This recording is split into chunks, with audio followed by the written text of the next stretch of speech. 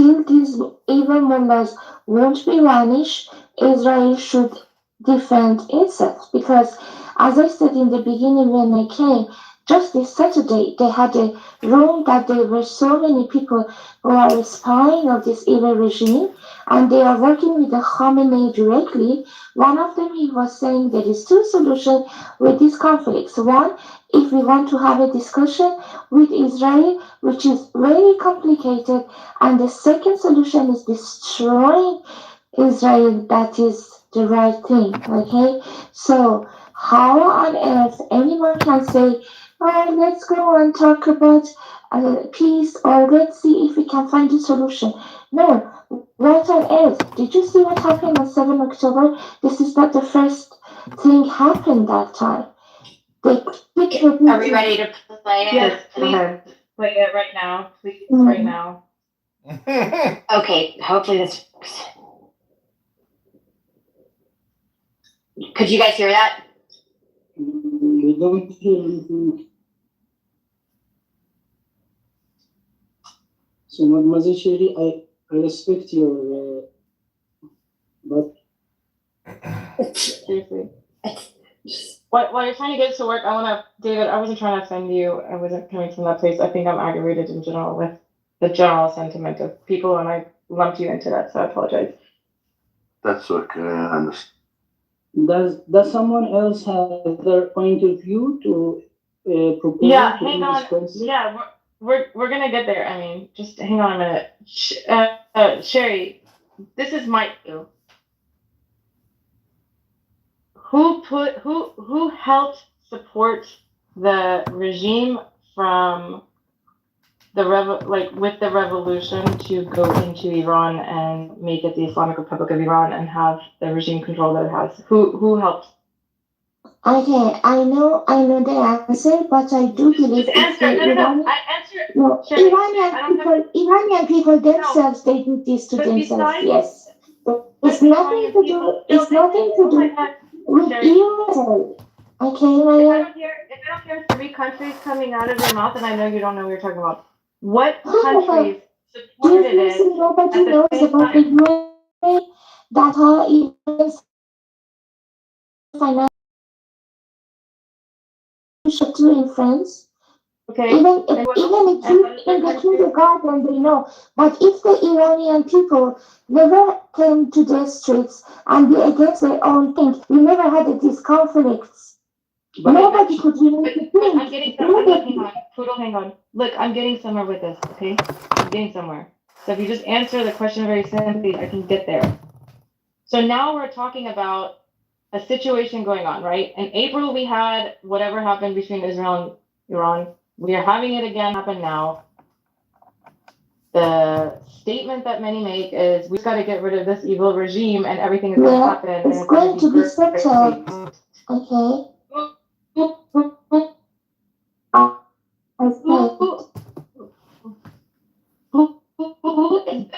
Who benefits in happening in the region? Who benefits from this? I don't know which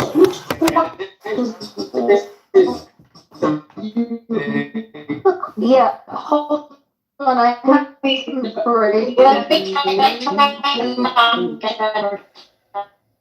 just giving an update on the Cori Bush primary, that it's 19% reporting, and Bella's up 33%.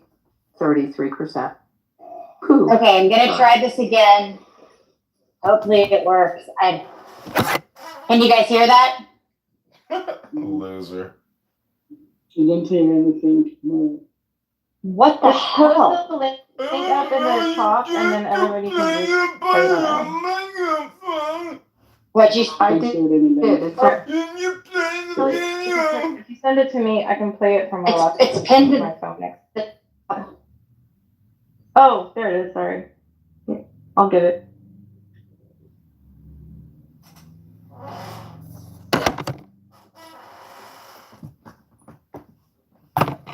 Not destruction of Iran, not destruction of Iran. I'm saying that if Iran is not destruction of the Islamic regime. There are two different entity. I mean, when we talk about Islamic regime, it's absolutely different from the people of Iran. Iranians have uprising since 2015 at least 5 times. And one of the things I have to let everybody know is what the Islamic regime wants to do and what they can do is 2 different things also.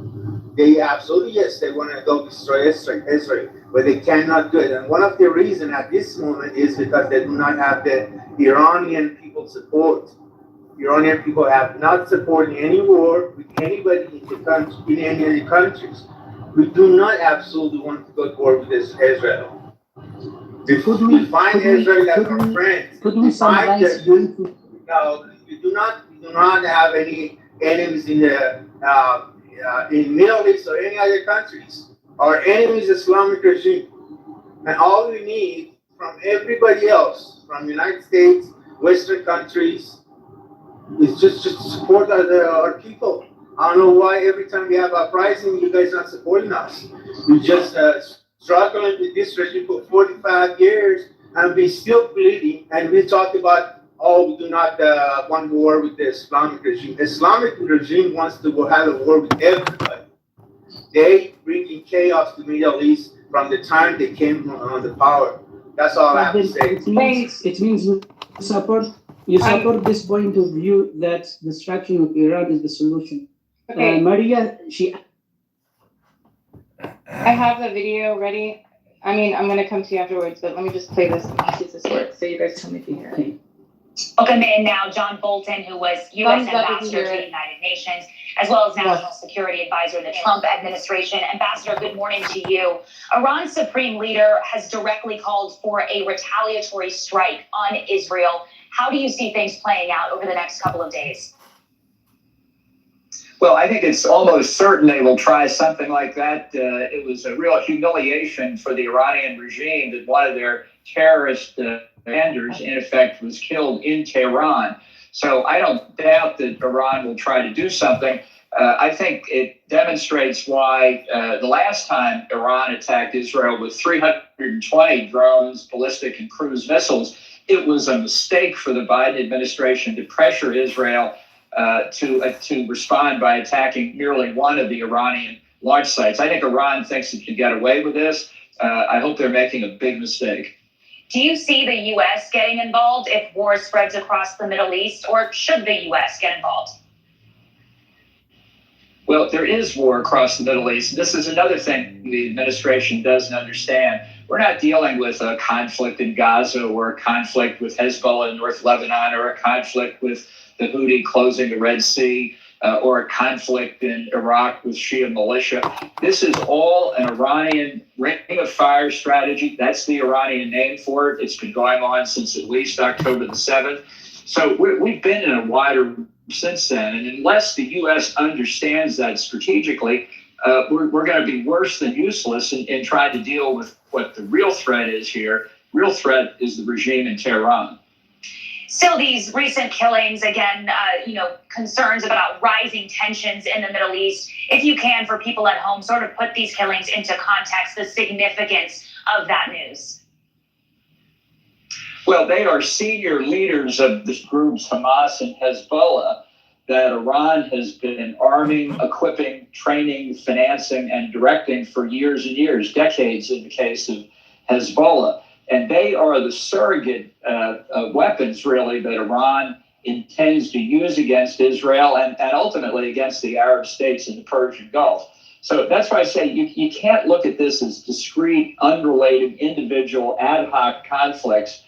It is part of a bigger plan. The bigger plan comes from Tehran, and that's what Israel's trying to respond to. And it's been under enormous pressure from the Biden White House not to respond as strongly as it could. And as long as that response from Israel looks weak, it will tempt the leaders in Tehran to go further, which I think is about to happen. Ambassador, if I can here quickly, one last question for Secretary Blinken said just a few hours ago that enduring peace starts with a ceasefire in the Middle East.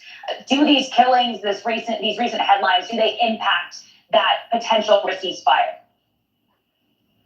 Well, I think they make the ceasefire less likely, but he's fundamentally wrong in saying a ceasefire in Gaza will lead to the solution of the problems in the Middle East. The problems in the Middle East come today almost entirely from Iran. And until the administration in this country are prepared to address the threat, not just the terrorist threat, but the nuclear threat from Iran, this chaos will continue. Okay, former Ambassador John Bolton, thank you for your time this morning. Thanks for watching, everybody. Go to Join It. There you go. So he's saying that Israel had its hands tied on its response after the attack in April. And by having its hands tied, it gave Iran the license that they can attack with impunity.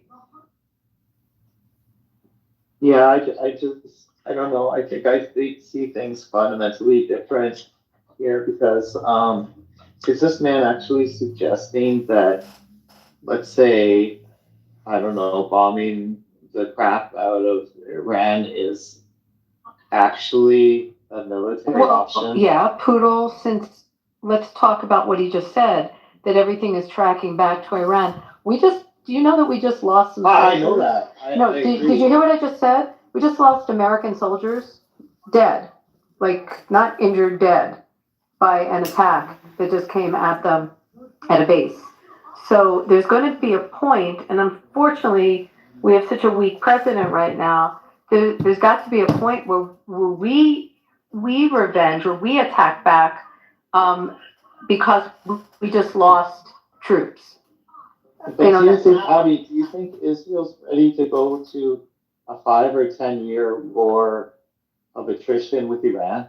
Do you think, how do you see 5 or 10 years? Like what? Or do you think? What is 5 or 10 years? Like, tell me about Iran. Tell me about Iran's Air Force. I know enough about Iran that tell me about their Air Force. It can cause a lot of problems in the Middle East and for the world. Just a quick correction, is actually Iran, not I don't Iran. know. You know what? Sorry about that. Sorry, it's my Philly accent. I apologize. Very, very weak, and yeah, maybe Iran is very, very weak, and maybe the threat is just overblown. I'm not sure. I just don't think it's a good idea. The idea is.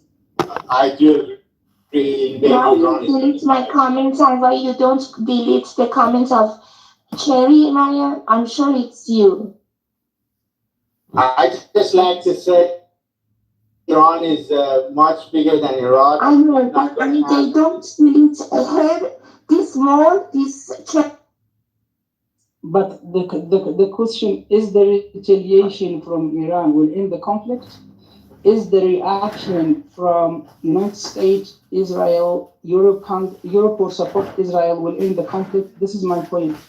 Well, I don't know. I mean, what's the U.S. interest? Just think about it logically. What's our concern over there? What happens in that part of the world that affects the United States? Right. So, percentage of commerce. If you go through since 1948, the politics and the presidents and all the governmental people in the United States, from 1948, the date of establishment of Israel, up to date, no one of them, whoever who is Democratic or Republican, he say we never support Israel. All of them, they say we guarantee, we support, we should do all our best to defend Israel with all manners. So no exception. We cannot discuss about Israel equal United States equal Israel. So it's the same interest, is the same land. It's considered as Israel land, occupied land, like one of the United States land. So as you know, the military bases which they are around all Arab countries, Gulf countries, since maybe now 30, 40 years, they are for what? to defend Israel, to defend the interest and the well-being of Israelis in the region. Amin, hold this on. is no What did I disparage. just ask you? What else happens in the Gulf region? There's something else that the U.S. might have an interest. What else occurs in the Gulf region? In the Is there Gulf a region, you flow know, of commerce, as a source, as a source of oil, the black gold. This is one of the interests of the United States, and you know how they benefit from this oil. Number one. So, in the same time, they benefit from to protect and to guarantee the security and safety and well-being and the development for Israel. And this is real. So they have more than interest in the ground, one for themselves, one for Israel. Now I'm discussing about the idea, our private idea. Hold on, Amin. You didn't really answer my. You said there's oil. Is commerce in the Persian Gulf? There is a reason that the U.S. protects the flow of commerce. Do you know that the U.S. before 1948 also protected in the region and also had troops in the region? Do you know, like, about, we can go back to the Barbary Wars, that this is not something new for the United States to have some control over the flow of commerce? Like, does that sound like something that might have happened before 1940? As a guy, and have nothing to do with the state of Israel? As a citizen from this region, from Yemen, and I know what's going on in Gulf country. I visited many times, many countries in the Gulf region. 90% of their commerce, it comes from Asia, from India, from China. So how can we claim that about trade and about commerce, while this commerce is not even 50% from the United States? Most of commerce and things which are in commerce and business came from China, came from India, came from that region in Asia, Japan, or whatever else of those countries who produce a lot of things around the world. While not more than 20% of the trade or the commerce is coming from United States. So it means I'm sorry to say that United States, it's stupid that it guarantee the business and the money and the trade and commerce for China. If you would like to say that. No, China now is 75%. Specifically asking you about the Gulf region and the commerce in the Gulf region. And I specifically asked you, because you said it's from 1948 forward, and I asked you, do you know U.S. history? Do you know our maritime history, our history in the region, and that it dates back to the time, it goes all the way back to when we went into the Barbary Wars. We exist, and it is not unusual for the United States to have a presence to police the free flow of commerce in that region. We have oil interests. We have lots of oil interests. You know, Saudi Aramco didn't just happen out of, the air. There's lots of interest in that region to protect that region. And that region is under attack by people from Yemen shooting freaking missiles at U.S. vessels and U.S. commercial vessels and international vessels in that region. People from Yemen decide it's a good idea to shoot at them and to kill U.S. troops in the region.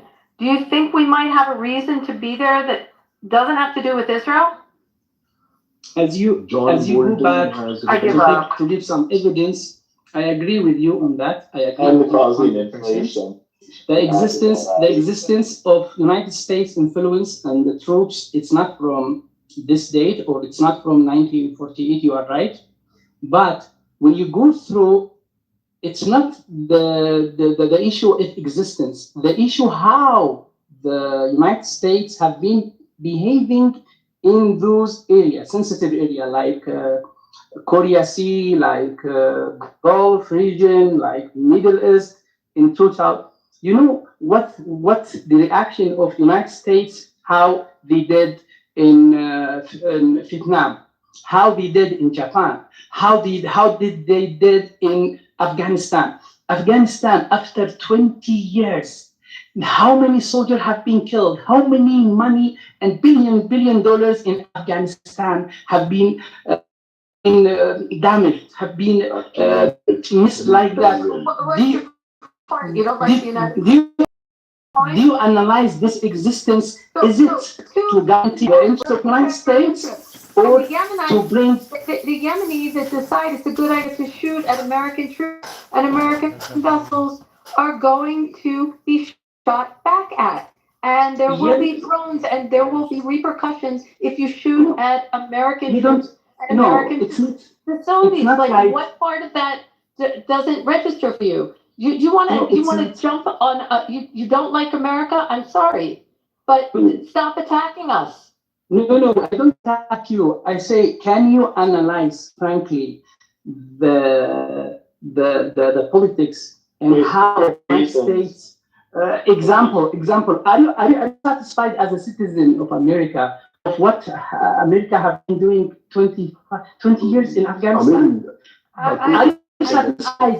Are you satisfied? Citizen, I like America. I love America. I'm very satisfied. I'm thrilled with the Trump administration and the Abraham Accords with normal countries that are in that region and make peace. Can't wait for peace to come with Saudi as well. I think that's great. I'm very sad that Yemen has to have so much anger towards the West. I don't know where what you taught to hate the West so much, but get on board with the other Gulf nations because they're figuring.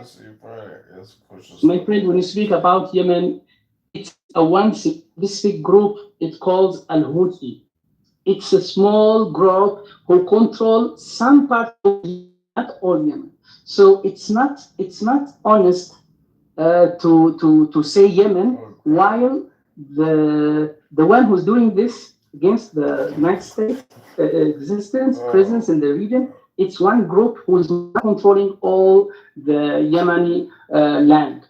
So let's be specific. There is a specific group. You cannot claim that all What are you doing to get rid of that group? What are you doing to get rid of that group? If they're a bad group of people, what are you doing in Yemen to get rid of them? When we have bad actors in the U.S., we do things about it.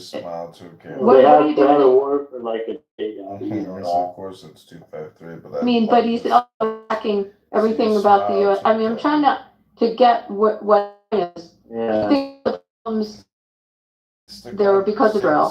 When this is a different part of the region, and it's just ridiculous. Say something. Yeah, go ahead. I'll take this. Yeah, I just want to say, Please, let me say something back. lost her seat. She's, yes. All right. Yes. Wonderful. She's gone. Hallelujah. Wow. That's 2 down.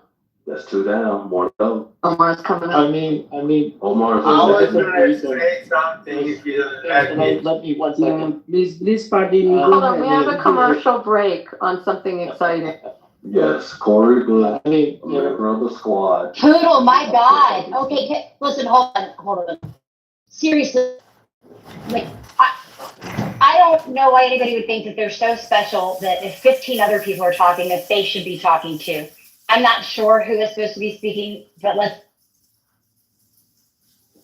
Yeah, I just wanted to update the room on Corey Bush's status in Congress, part of the squad. She is out. She lost. Hallelujah.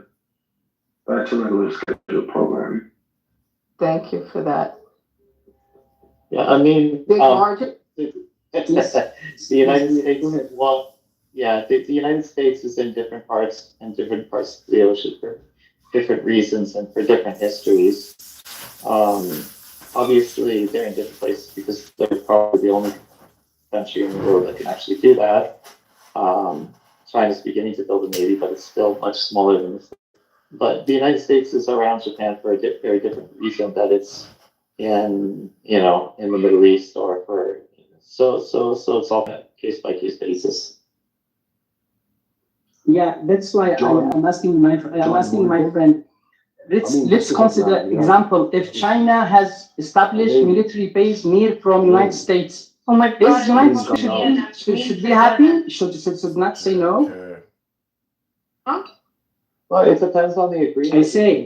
I say example. If China has established some military base near from United States land, few meters, is it that okay? United States should be okay. She should accept it.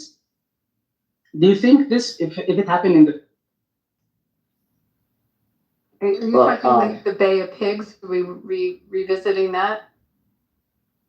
Do you think China, when it moves from China land in Asia and go to United States to North America to establish some military base? Where are they going? Tell me where they're setting up. I mean, where are they going? Mexico, Canada?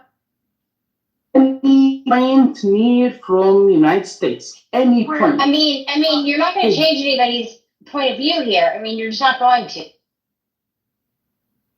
I'm just discussing idea. What you think about the other side? What do you will do? But I mean, this is the sad reality of it. Like the sad truth is that I can appreciate where you're coming from, and it fucking sucks. But the real part is that it doesn't matter what anybody thinks about the other side of it, because that's not the side.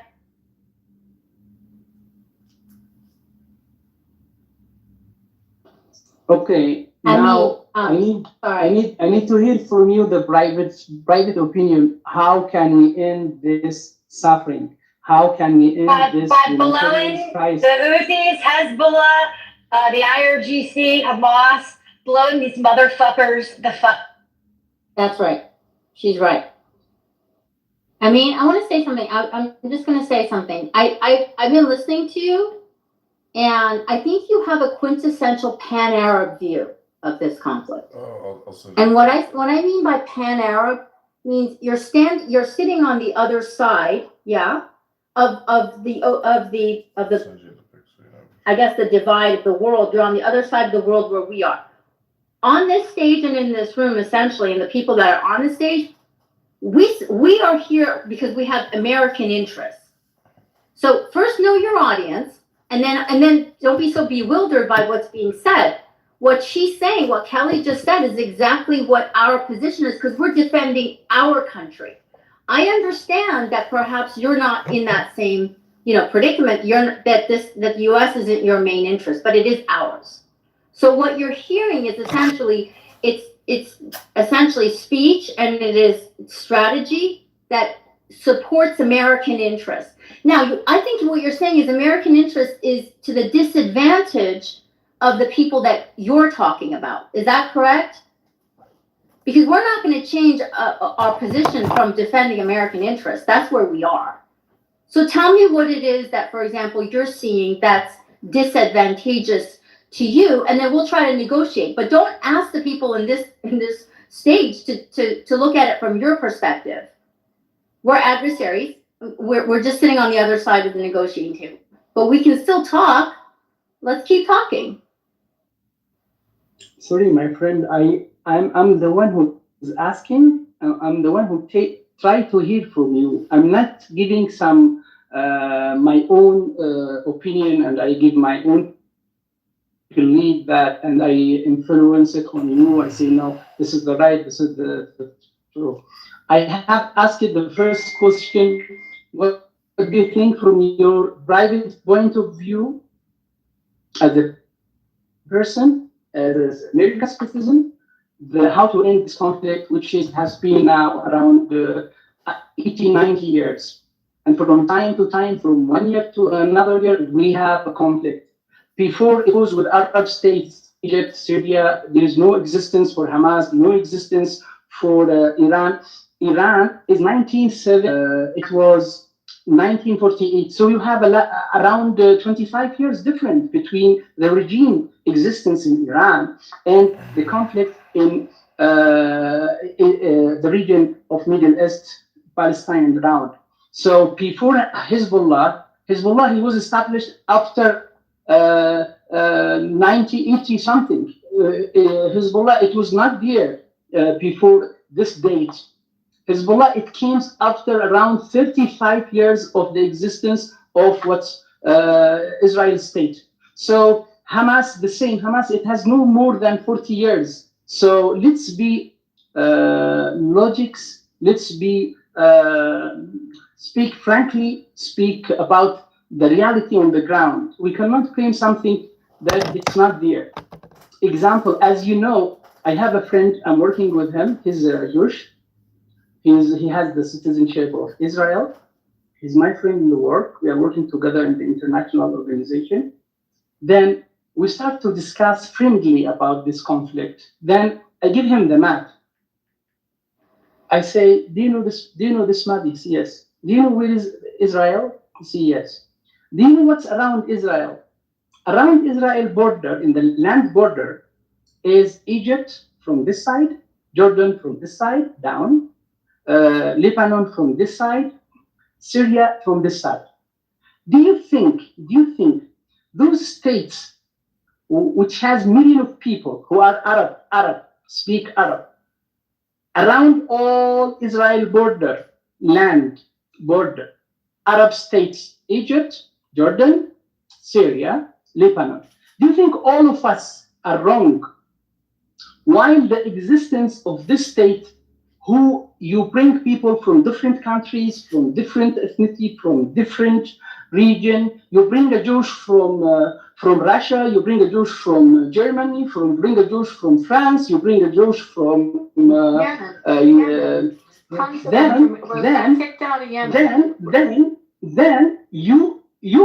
then you say no, this is a Jewish state, this is Israel state. My friend, do you see around you? Example, if you go to Uganda, do you see the border with Uganda is all surrounded by Africans? Respond. Let me just ask you a question. I know you're a centurion speaker. I can tell. Let me ask you a question. I mean, since you're so familiar with all the Arab neighboring countries there, how come they won't help the Palestinians and take them in? How come your Arab neighbors don't want to have anything to do with the Palestinians? They've closed their borders. Everybody from Emirat to the Egyptians to King Hussein over there in Ordon I just said it in Farsi. How come? Yeah. How come all of those Arab nations won't lift a finger, including Saudi and bin Salman? How come they won't lift a finger for your Palestinian brothers? Why is it the U.S.'s problem to solve an Arab conflict? May I ask, please? I'm perplexed by this. There are problems. Israel is the only standing democracy in the region. And yet, instead of helping them and propping them up and actually giving them the support that they need so that they can flourish and prosper and also bring in more freedoms for that region, all you're doing, right, is chiseling away at those pillars of democracy, which are the only ones standing over there. I'm really confused. Why don't your Arab neighbors go ahead and throw their hat in the ring and try to help out? Why is that? Yeah, let me respond to your question. It's a good point. I have been asked many times this same question exactly. Hey, why you don't open your order for those Palestinians?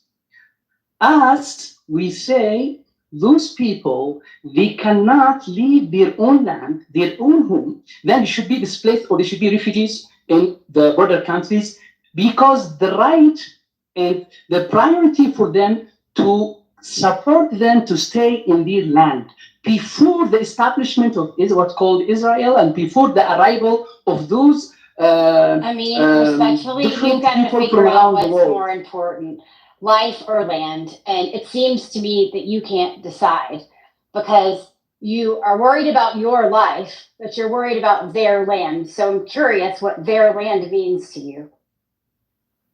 So it means that anyone come with force and he say, if you don't leave your home, if you don't leave your land, you should be killed. So you are the one who advised. It seems seems like this is a region that you think should be Your life is destined more to important proxy than control, because what's your going land. on in Yes. Palestine is exactly what you are afraid for people to deal with where you are. I mean, like, I don't understand. I don't know why we're talking, because you seem very. Also, what he's not telling you is exactly what he just said is what they did in Yemen to all the Jews. There's no Jews left in Yemen. They kicked them all out. No, it's not true. It's not. No, it is 150% true. It's not true. Oh, excuse me. There was one Jew left in all of Yemen, and I think he just finally either died or relapsed. No, my friend, you are 100% wrong. They exiled all of them out. There are no Jews. There was a beautiful, thriving Jewish community that lived in Yemen. They are gone, all of them. They live in Israel now. Most of them I'll get the year in a second when they kicked them all out. But there are no Jews left. So you want to tell me where the beautiful synagogues are in Yemen and the population? Let me explain something. I never talked about Jews. I never talked about Yemeni Jews. I never talked about them. It's not true that what you say. I never talked about them. But if you like me to talk about my people who immigrated to what's called today Israel or the Palestine, those people, we are part of them. As you know, my grandfather. What do you mean, Yemenites? I don't follow. People that lived in Yemen. Let me give you some facts on the history in the region. The Jews in Yemen, all Yemeni people before Islam, all 100%, we are Jews. No discussion on that. Then I can show you from my old town in Yemen, Sana'a, the David Star. It's existed in all our houses, in our doors, in our gate, in our places of worship. I can show you 100,000% in my town.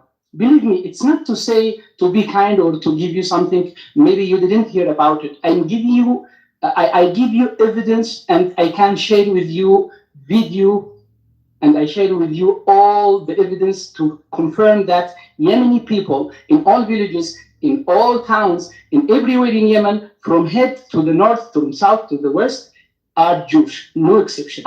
We have in area. I'm talking. You're not making any sense. And you can Google and read about Operation Magic Carpet, because that's what most of them left as they fled Yemen. There's no Jewish community in Yemen. You kicked them out. I'm talking to you about the history, the history before Islam. Then let me go ahead to explain for you what happened after Islam, right, to Yemen, till the date that you are talking about, that there is no any Jewish community in Yemen. If you don't understand the circumstances and what's happening in this region before, you cannot understand the nature of the conflict and the nature, it's what's going on today. The one who doesn't read the history, he cannot understand the current and the future situation in any region or any country in the world. So please, when you talk about these things, you need to know deeply about these things. As you know, the minority in Yemen, as a Jewish community in Yemen, they have been existed in all villages, in all area, in all towns in Yemen. Then they have been forced to be immigrated. I can give you links for many Jewish, Yemeni to Jews. be immigrated. Do you want to try to work for that? Actually, to be fair, you said you give links. Can you provide them in the chat, they please? explain to Israel.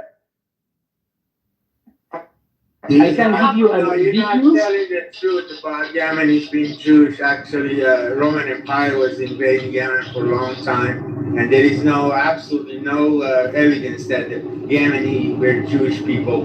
I don't know why you're making those stories. Let let me, if you talk about something from your mind, I can talk something different on the ground. Everyone else, right? So provide the links, please. You said you would provide links, so the chat is open to all. And if you would like to provide links, please, I think this will help your discussion. I'm providing, I can put all kinds of links about the expulsion Let me Operation Magic let me- Carpet. It was let me just 1949, 1950. Provide all the links. Everybody Okay, provide the links. here This you is go. a repository. From this. Let me- I don't mind. Then there was a secret operation, if you'd like to know about the secret operation in 2016, where they got the last remaining Jews out of Yemen and saved them. what if I told you Judaism started from Yemen?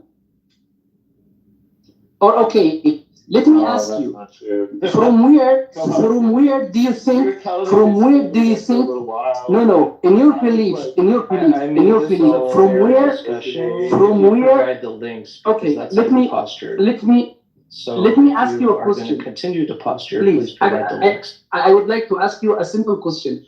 From where do you think the start point of Judaism? Give me the place, give me the land. Thank you.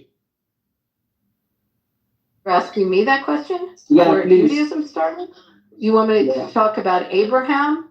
Or where do you want me to go? You want me to? The place, far the back land, do we go? the land, Enable the land, religious What the books fuck from does that have to Europe, do with- from Europe. What are we doing?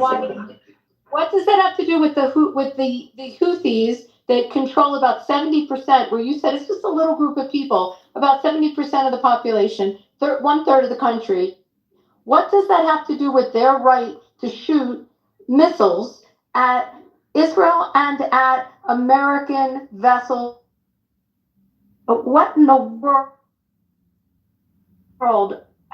How could you possibly justify what is coming out of Yemen right now and your disdain for the United States and your disdain for Jews? But it's already clear, and I'll put all the links about Operation Magic Carpet. It was a very famous story of saving these from persecution and what was happening in Yemen. But you want to talk about like the book of Genesis, or do you want to talk about like why the population in Yemen thinks it's okay to kill Americans and Israelis? Did you Any frame, please, and please stop speaking as their orders. and we They're can have taking their actual orders discussion. from Islamic regime. That's the only thing you could just say. They're taking their orders from Islamic regime. There are a bunch of terrorists and Surah, and they trying to just make a chaos in the region. So Houthis are just puppets of the Islamic regime. And they did the same thing. Islamic regime did the same thing with the Jewish people in Iran. We had a big population of Jewish people in Iran, and they forced them. They destroyed their houses. They destroyed their kinisa. They tried to close their stores, and they did everything they could do just to get rid of these Jewish people in Iran. And we are ashamed of it. And the government did that. And the Houthis are the same thing. They're puppets of the Iranian regime. Same as Hezbollah. My friend, I'm asking you logically, which is near from me, the land of Iran or the land of United States? Who is coming to us, or who us or going to United States to bother and disturb United States? Who's into the others? For me, to Iran.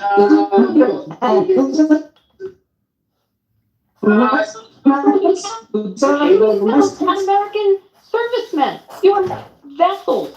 That is Americans. What part? Do you think you have to be on our soil and come actually into New York No, to shoot? when you say You're shooting. They would do if they could. We see this nothing about what your neighbors when or we not. say when we say We Middle do not want when we say Islamic regime. when we talk do about not want a Sharia. We do not want a authoritarian power. We want to have a democracy. We want to have a Western style democracy. And we see Western countries that are growing. They have prosperity. They have the security. They have human rights. Their citizens have obeyed the law, and the law protects their citizens. That's what we want. We do not want to have anything with the fanatics or Islamic Sharia. We want to get rid of these people. Now, I need to ask I you. don't know what you're talking about because your neighbors I need to ask you a simple question. follow one religion, which is destroying everything in this region. Look at our country. Our country was the richest and prosperous country. Now 80% of people are getting their food stamps. The richest country in the Where are you from? So I'm a proud Iranian American. I lived in this country for many years, and I love the Constitution. I love the Western values, classic liberalism. I love the way I've been treated in this country, and I love the laws. I love what I see, and I want the same thing. Don't disrupt the 1 second. And I want the same thing for my country. I don't want to have less. I don't want to live like a barbaric people. I don't want to have enemies. I want to have friends.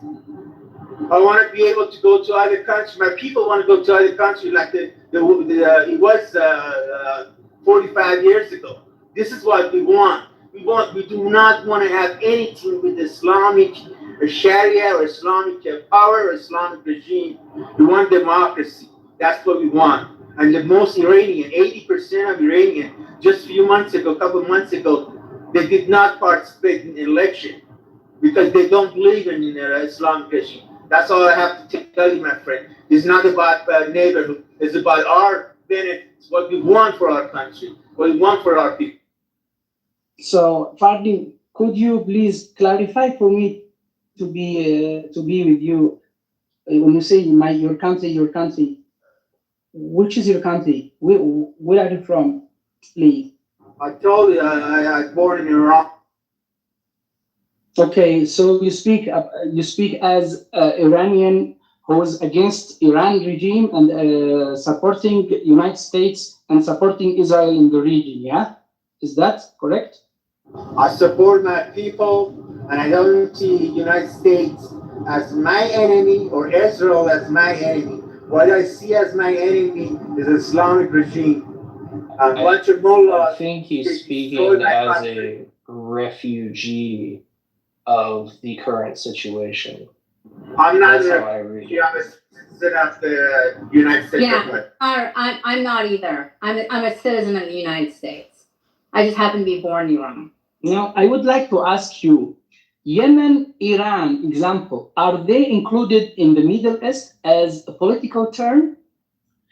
Is the United States is included in the term which is used by the Americans themselves, Middle East? Is it included in the Middle East region? Could you clarify for me this one? Is what included? Yemen, Iran, are they included among the term of Middle East? When you say Middle East, does that mean Yemen, geographical land, and Iran, geographical land? Is it included in Middle East? Well, we talk about the Gulf region. We talk about the Middle East, the Gulf region. Yes, Gulf region, Gulf states, I'm answering Iran, we Yemen. have different terms for it. We have different terms for it. We call it. It matters, who you're talking to. A lot of people call it the Gulf region. If you're talking more about the Levant and you're talking about the area in the Levant, you're talking more about Israel, Lebanon, and Syria. If you're talking about the Gulf region, you're over where Saudi is. There's parts of North Africa that get included in it. Egypt usually gets thrown into that mix, although it's in Africa. So it's just a generic term that people use when describing that whole area.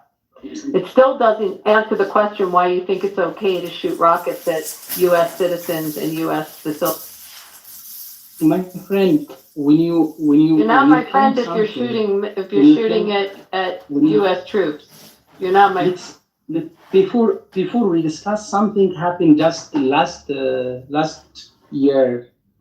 This action you talk about attacking the military base and attacking military interest in the region from Yemen, from Houthi army group.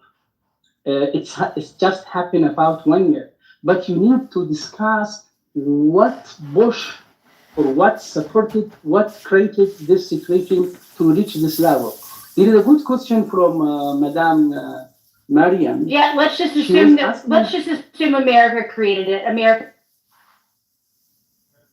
Do you think the stupidity and the bad, not accepted politics that United States has been doing in the world, example, the 20 years in Afghanistan and the impact of this is this a troll? Like, you just like to stop people from having conversations? Is that what your point is here? Because you haven't shut the fuck up ever since you started talking. You obviously don't want to have a conversation because you're not engaging with anybody. You want to make statements and ask questions, but you don't answer anyone else's questions. This isn't a conversation. This is either a filibuster or some sort of unwelcome monologue. Yeah, I just came up to say the same thing. Thank you so much. Curtis, go ahead. Why don't you? I'm just going to leave it with, if you hate America that much, you might want to just throw away that cell phone because Apple, I think, is a U.S. company. Go ahead. No, I agree with Kelly. I just came up to say the same thing. It's not bi-directional conversation. It's just monologue and not answering any questions. Asking questions is trolling. To add on to what Chorus is saying, and I think the sentiment is being intellectually honest and challenging what you know. And to be intellectually honest and really explore what you know, you need to add resistance to it. And so if you're willing to explore that, Amin, then I implore you to challenge what you know, because there are a bunch of people on stage that obviously have an adversarial point of view to a point. And this is a great opportunity to explore that. I think he's gone. Oh no, he's here. Never mind. What I see in the ground, the impact result for the United States politics and how they manage the situation in the region, it's bringing a conflict to create another conflict. Example, the invasion and the military operation against Iraq. You know what they hate is not just the land of America or American citizen. It's the idea of America. The idea of America tells, hey, your woman shouldn't walk 5 feet behind you. The American idea tells, hey, your woman doesn't have to cover herself. The American idea tells, hey, a woman has a right to vote, a woman has a right to be governed, or has to be right to be a judge. That's what they hate. It's not just the land of America, or it's just the power of America. It's the idea of America. That's what they hate. And this is what we see in our beautiful country, Iran, by mullahs. They hate the idea of America. It's not just the land or the people. Exactly. They also, the same person that we're listening to also doesn't just shoot at American vessels and American troops, but shoots missiles into the United Arab Emirates and into Saudi. And they did very big destruction in the UAE a couple of years ago because they're modernizing and they're not accepting this archaic way of living. So we're not the only enemy. Everyone goes into modernity. My question is, why did Amin get kicked down to the bottom of the room? I have no idea. He was the point of discussion. And I thought we had hit a crux at some point where we may have actually had a sense of real intellectual thought.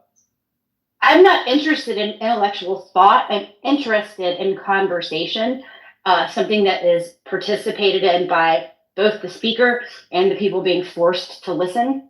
And once we established that was what we expected, he didn't even engage. Kelly, I've known you for a long time. I've been in several rooms with you over the years. And I felt like this was the beginning. It might have gotten drawn out too long. But that's just my thought. Because he was talking and then immediately got kicked, and it would have been nice to see if he had any change of perspective.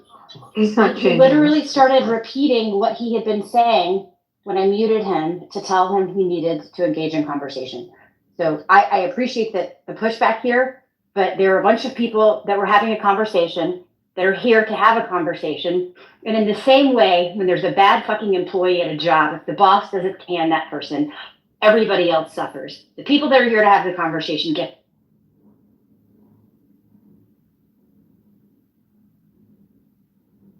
I can't disagree with you there. I mean, this is possibly not the best start after a statement like that because everyone is really quiet. But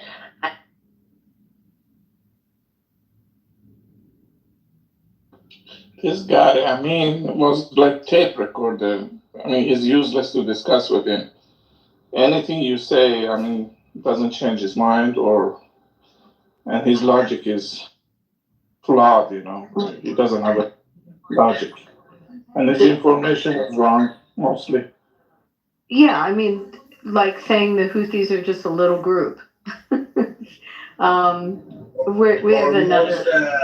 Yemenis were Jewish years ago or centuries ago. Right. That was a lie. I mean, I just put in the chat, they actually got the last one out. I remember reading the story, and it was 2 years ago. There was one left in the whole country. But I mean, I didn't want to derail just on that issue, but he was false on what he was saying, and you're not moving him, you're not convincing him. But when we have another guy that comes in the rooms all the time, Soren, that does the same thing, and we're not changing his mind, but he's like a broken record on this stuff. Well, the difference is there's at least a conversation to be had, even if it's the same one over and over.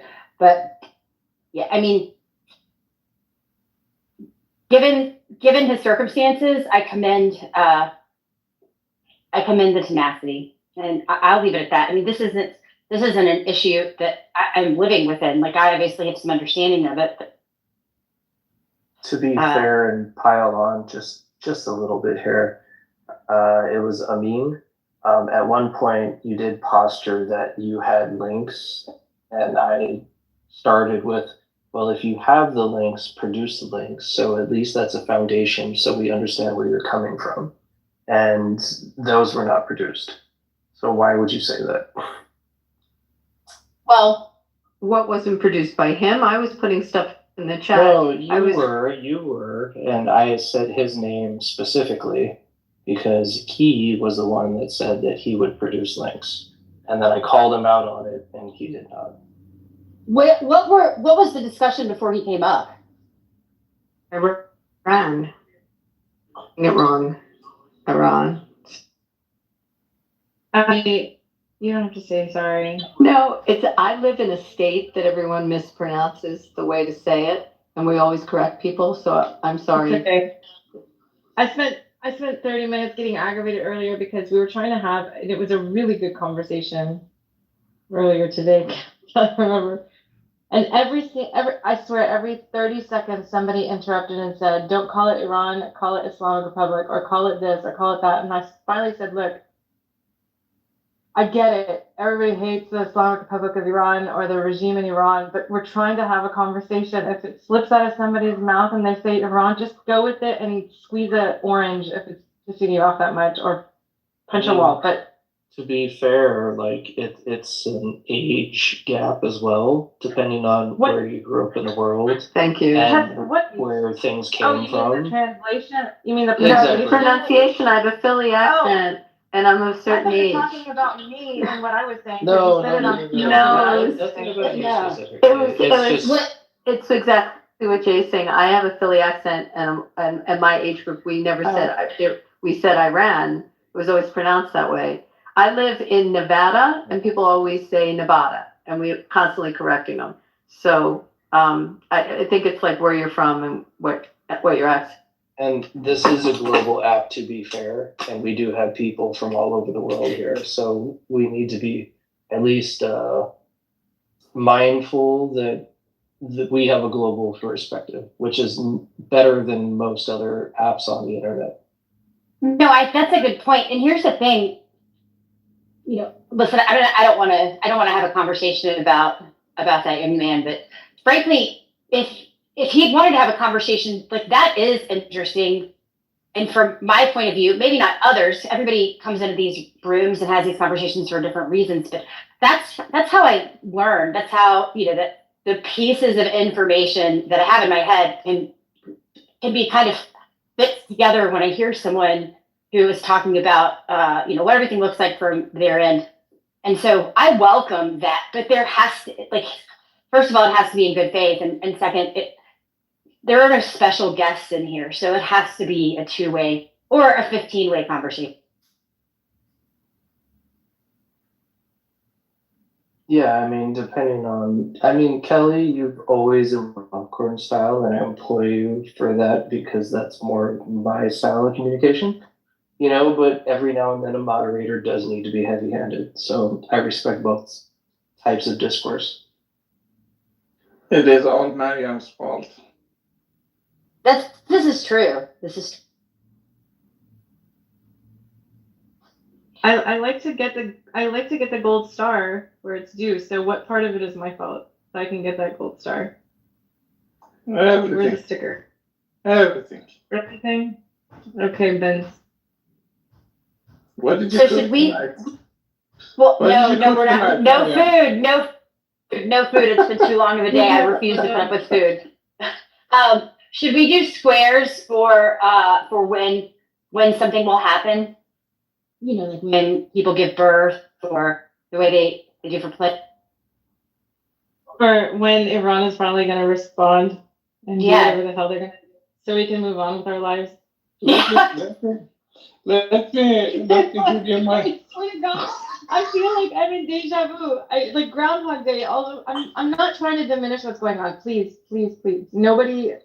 I'm not diminishing the gravity of the situation, but you have to admit there's a level of Groundhog Day in this that I don't know.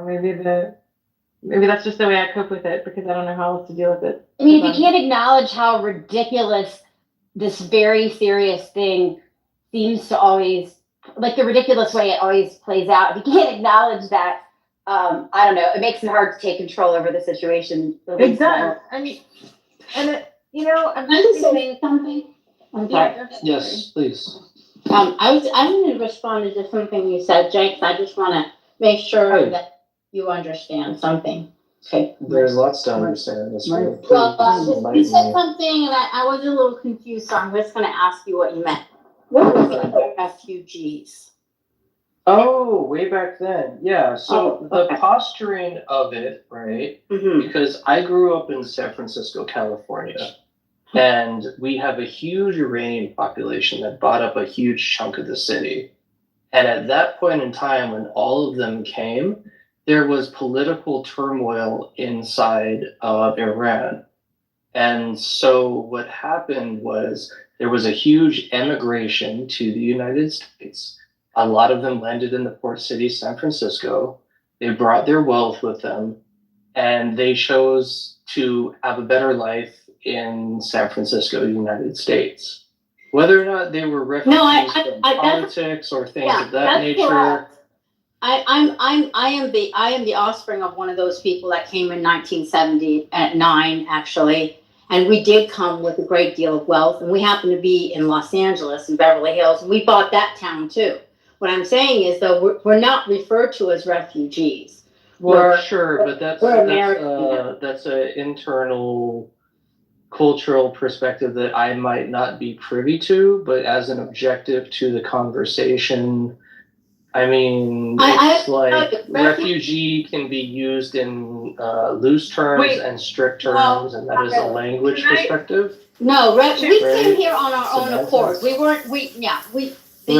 United States government wanted us here. They rolled out the red carpet. They gave us political asylum. They wanted us here. Now take it from somebody who grew up in San Francisco, born an orphan, and looks at the world in an objective space, and I'm like, these are the neighbors that I grew up with and went to school with, and this is their history, and I'm learning English language at the same speed they are because we're all kids and we grew up together. And so I, have things at face value, and I take things from their perspective, and I take things from my perspective, and I take things from other cultures' perspective. But the term refugee is an incorrect one.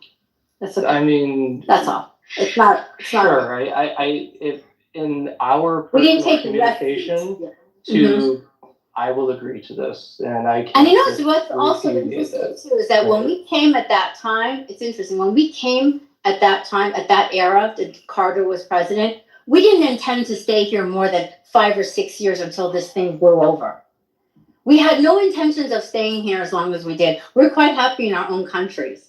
I can't speak for my friends' parents or anything of that nature, so I'm gonna have to take your word for that. Yeah, and my dad held his TWA ticket back to Tehran for 14 years. Oh, he wow. wanted to go back to his country. That's a very personal story. I Well, appreciate the hearing one who stuff like removed that. down, is this from the democracy freedom to remove someone because Respectfully, so here, hold on. Here's your first lesson in an American government. This isn't it. American government. Woo. Yeah, Clubhouse is the It's American kind of like government. You don't. Would we? Yeah, you don't. Let me just confirm this. You do not have freedom of speech. This is not a democracy. This is a social media app.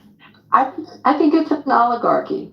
Okay, to have fun with the conversation, remember the scene from 300 where he kicked the messenger into the circle, into the big hole? Instead of this is Sparta, this is Clubhouse. You kicked in a hole.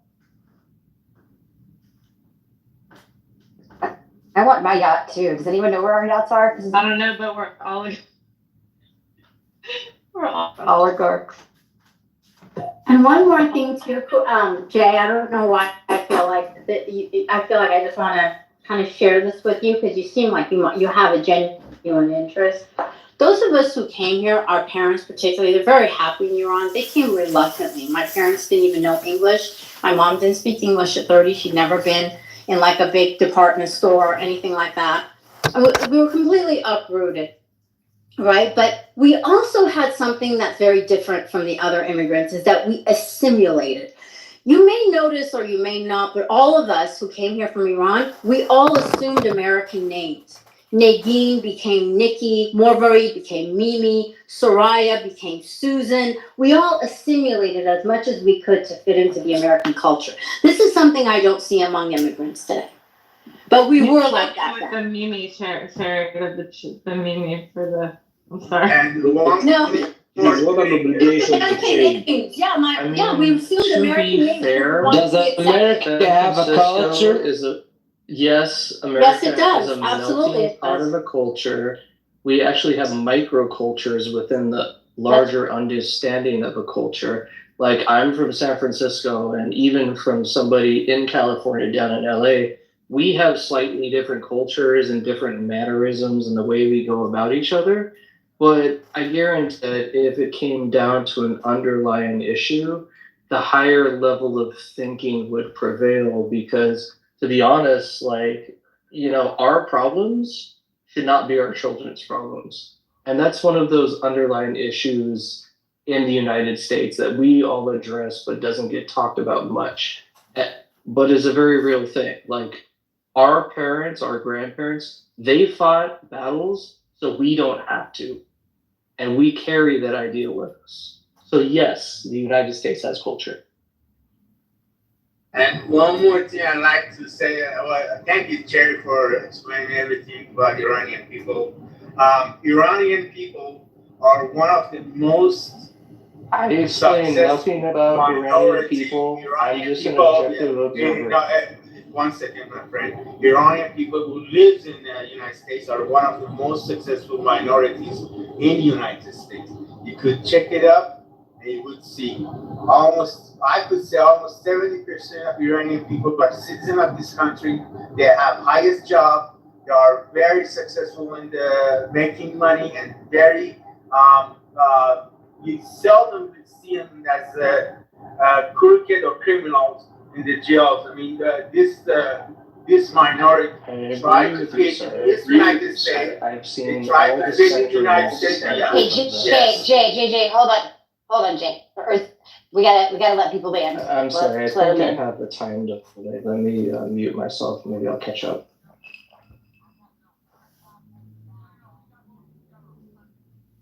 Ferdinand, is that you speaking? If it was, go ahead. I wasn't looking at. No, I just finished. I just want to say we have defense in this country. We feel very comfortable with our friends, our neighbors, our neighborhood, with the society. We will obey the law.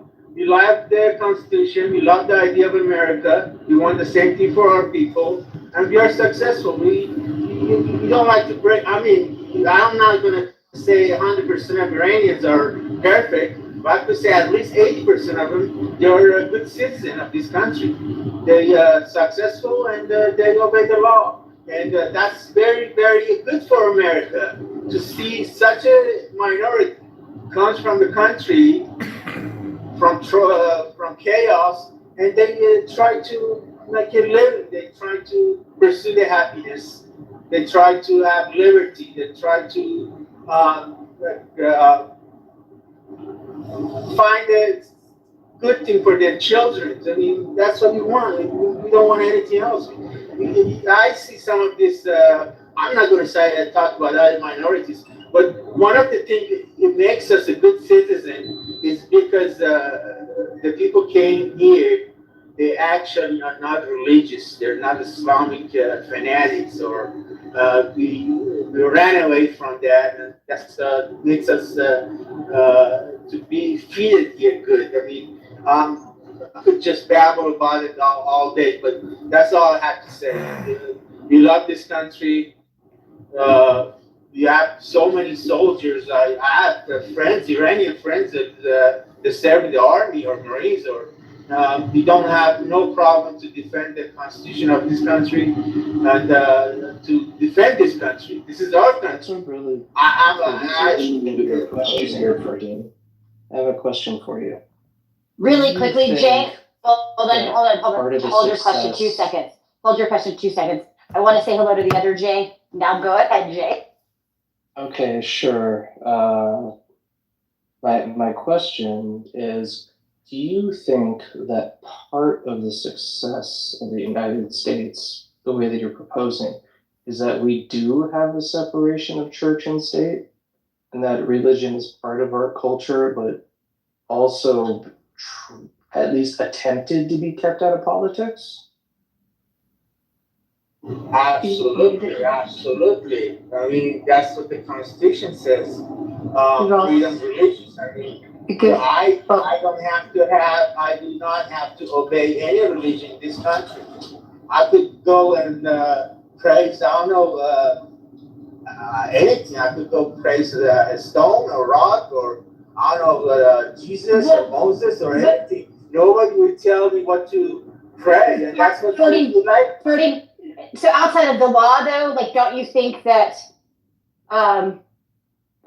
So the law is not meant to like enforce religion, but the culture is going to take aspects of it, and it's not just one. Like a lot of the aspects that seem to be related to Christianity probably cross into a whole lot of other realms. Like they would be represented in other places, but I think the culture is where that should wind up, not in the law.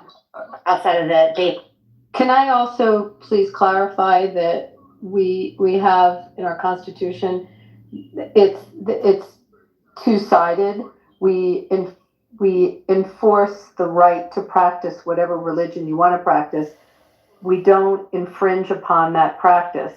So when you say the separation of church and state, there is a separation, but there is also the other side of the coin, that we will not do anything to infringe upon the practice. The country is also built on Judeo-Christian ethics, and those ethics are very much permeating within our Constitution and within our society. Our founders were deists, and it was very important to them to have God as part of our Constitution and our foundation. So there is a form of deistness, like I'm set, if that's a word, within our society. So I'm This is not curious. an atheist country. I'm answering. So when people talk about the separation of church and state, I think that there's like a thing that pops into their head, and it has to do with like them personally, which I think fundamentally it boils down to. But and I think that this is true. It's I'm not guiding sure. principles, Kelly. Okay, Jay, respectfully, you're gonna have to stop interrupting people, okay? So I'm not positive this is true, but I've heard an example of how this works in basically government. One example of it is the church shouldn't have a voice to influence the government. So it boils down to things like that in many ways. Would you say that is true? What are you asking? Abby. I'm sorry, I was reading something about Cori Bush. What did you say? So separation of church and state, and like I said, I've heard this used as an example of how it manifests like in our like local governments or just in government generally, outside of how it would impact us individually. And it's things like, and That is one dumb bitch. All right, we're gonna see if Adrian Dittman is live on Twitter. Then I'm gonna go to the gym.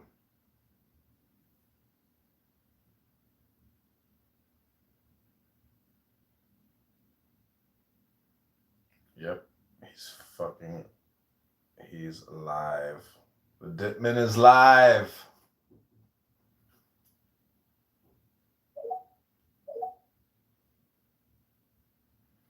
True. That's a good point.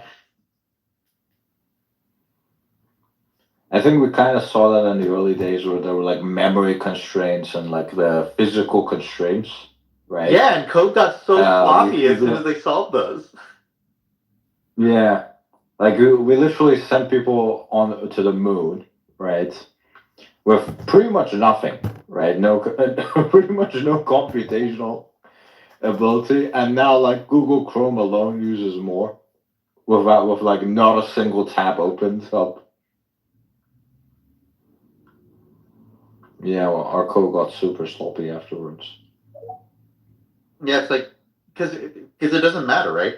Think about the other world where, let's say the code still wasn't sloppy and people spent a lot of time optimizing and they took a lot longer to ship it, and then your computer was sitting there with a bunch of empty RAM. What would be the point of that?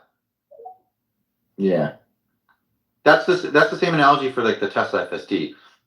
People keep looking at the chip and thinking it's going to run out of space. It's using all of the chip space already. It's like, no, Tesla's optimizing just enough to ship it. Why waste any more time and money optimizing it further? It doesn't make any sense.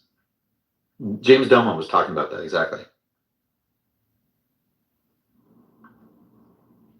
So software optimizations, we barely scratch the surface, right? I mean, we know what to do. It just doesn't make sense to continue to optimize models if, like, it's not like in a server world, the more you compress the model, the less server machines you need, so you can actually host and serve more queries per second, right? But in a client world, the car is not going to suddenly become 2 cars because you've compressed the model into half. It's still the same car. So would it not be beneficial to actually compress the model but ship with weaker hardware? Weak with what? Weaker hardware, but ship with a more compressed model. That's hardware 3 versus hardware 4. So there is also also like hardware 2.5 apparently got an FSD update. Yeah, all it takes is time to compress it, right? There's people out there that would have you believe that hardware 4 is now necessary. Like I heard Chuck and Machine talk about this, and it's like anybody who's afraid of that doesn't understand how terribly sparse AI really is.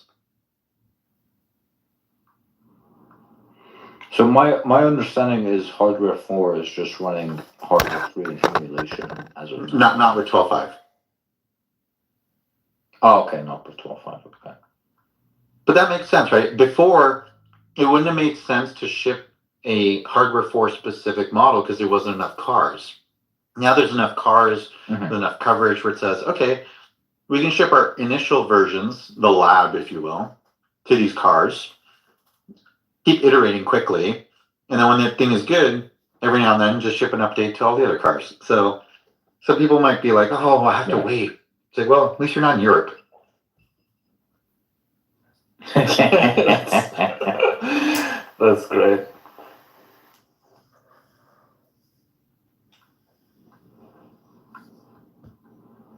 Yeah, but it's getting pretty good. Like I see a lot of people are complaining, but I was just looking at even like all the metrics I disagree with, but if you look at them, like right now, Illinois on the FSD beta tracker is the state with the most miles. It's 833 miles between disengagement for critical disengagement. That's a lot, right? That's like once a month. And people are looking at like averages and everything. It's like it doesn't make any sense. Like this argument that keeps coming up that like if Tesla starts emitting data, California law requires them to start emitting, like that would then say, oh, looks like you're trying to go for L3 or L4. You must now report every location and what happened there, right? And you could do the Waymo thing where you like write a generic sentence, which is what Waymo is doing, but the location data has been given out. Unlike every other company, Tesla giving out location data is a big disadvantage because then when Waymo, let's say, in California, Waymo's not in Sacramento. If they just give out all the intersections that they're having difficulty with, then when Waymo goes to Sacramento, they'll be like, hey, I know exactly what intersections to go train on. They don't waste any time catching up. Yes. That's such a big disadvantage. But if Tesla fixes all those things first and then comes out and says, okay, we're ready to launch in California, then their competition doesn't know where to go. They have to actually run the race themselves. Yes. That's a very important piece of information. Yeah, it's an argument I've been trying to articulate but failing. So hopefully you can do it better. This is how you beat. So basically, so help me understand this. The simple aspect is the competition would win if they basically declared that their thing is of a certain level. So by law, you're required to basically give all kinds of data associated with this thing, because by law, you're required to if it at a certain level. So they're intentionally staying at a lower level than they're actually technically capable of to not give the competition an advantage, because then you'll understand, yes, here's what the issues are. Yeah, there you go. Thank you. I'll spread that around. That's the instant nanogram definition. Thank you.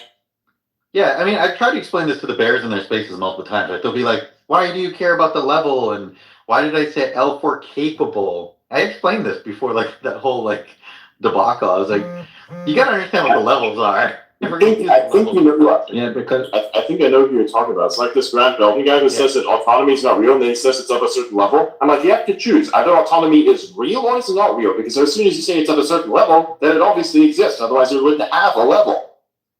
Exactly. But also people think of it like you go from one level to the next, and that's not true, right? Waymo never did level 2. Waymo never did level 3. They just started at level 4, right? Arguably, they're going to stay at level 4. But they never did level 2 or level 3. They never did level 1, right? They never had a cruise control. And Tesla can go from 2 to try for 5, probably 4, right? Because I've also explained this before. 5 and 3 only exist to define the boundaries of 4. Like, it's really like what is not 4. It's more of like 5 is what is not 4. yeah, you don't want the people that are competing against you to get like a second mover advantage, after you've done all the research and development. Exactly. Putting in all the money, they come in and just take all your hard work. And Waymo's actually been really critical about this too to California. They're like, this is ridiculous.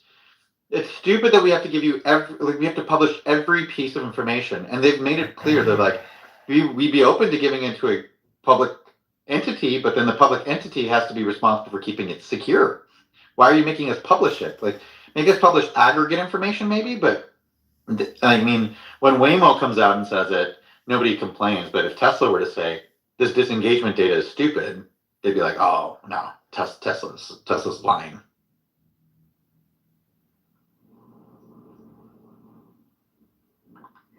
Yeah, so why do you think it is that Llama is struggling with languages, but like Claude and Google and ChatGPT, they're not struggling with other languages?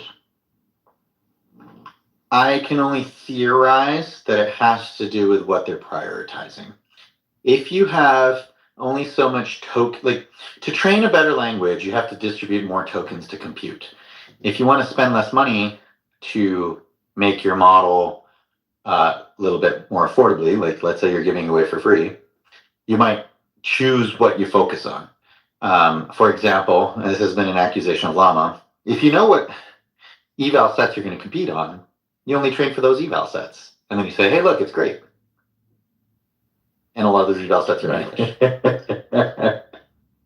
Right. This is why Llama doesn't do well on the ELO scores, right? Like that's the best way to figure this out, right? Like ELO scores. Just use it without knowing what UI it is. You know, obviously UI is a preferential thing that people should consider. But if you just want to know what the best model is, use something that hides the UI from you. You don't know which model you're using. Yeah. It randomly gives you two results or gives you results and you just rate the results. Constantly rate the results. And then eventually you'll be like, this model is actually the model you like better. Yeah, but it is, those seem like they're kind of being gamified a bit. You can't gamify the ELO score.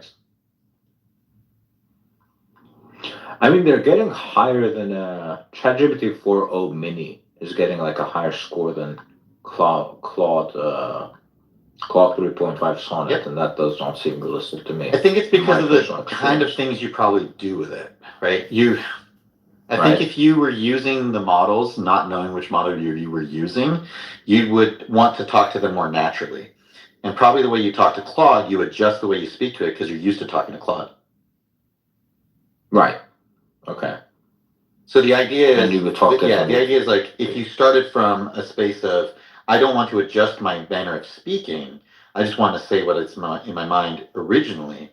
Which model's doing better? Mm-hmm. ELO scores are going to be the best way.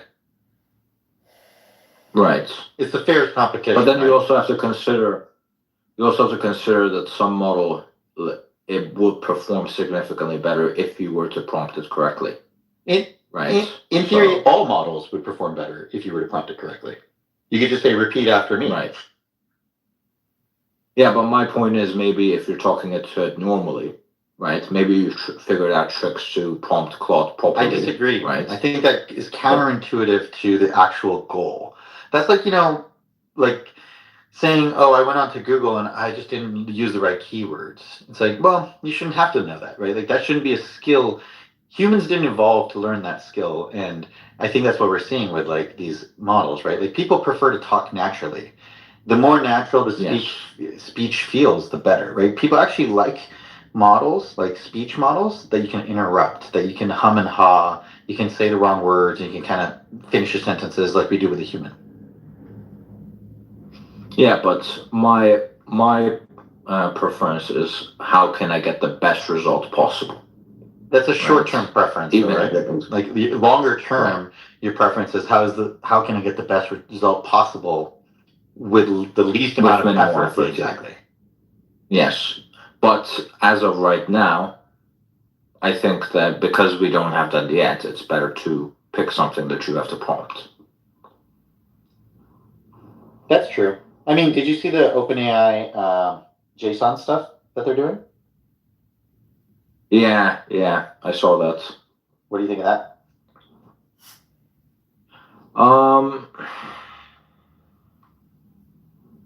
Honestly, I'm not an AI developer, so I don't know the big importance of. I mostly do like backend stuff, so I'm not sure.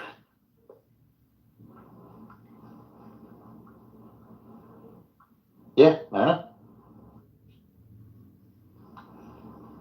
I mean, do you have an opinion on it? Do you want to rephrase your question? I'll try and see what I can answer. So what exactly is the significance of it, do you think? I think the significance is the poetry example I just gave. The more constraints you give something, the better it can perform. So if you can constrain the input from the speaker, you can actually train a different model that performs better for that specific thing. So you go from AGI to ASI without really telling people that you're doing that,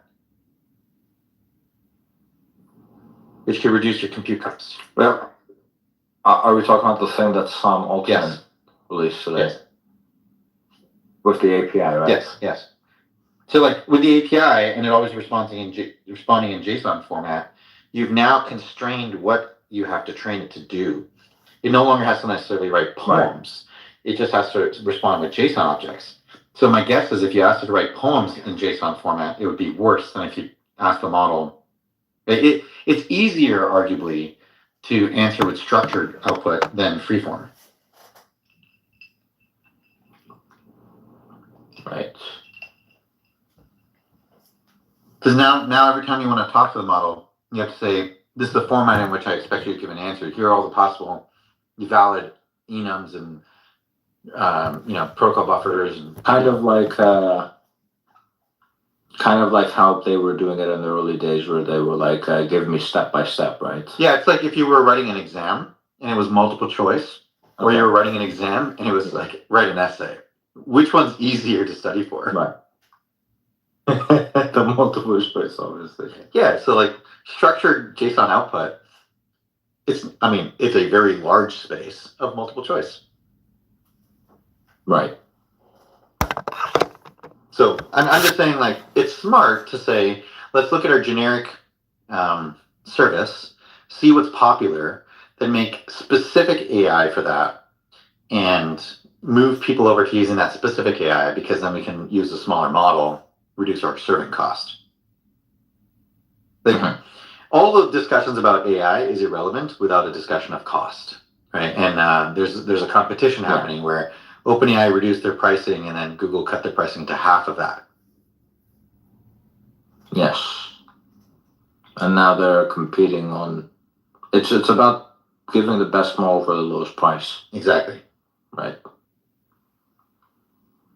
So now that we're getting this situation where we figured out that actually feeding them more data about lots of different things makes them better at reasoning in general, or other tasks in general. Do you still think that we're still going to have specialized AIs, or is it still because the specialized AIs would be more power efficient, right? But wouldn't this, in theory, make general AIs more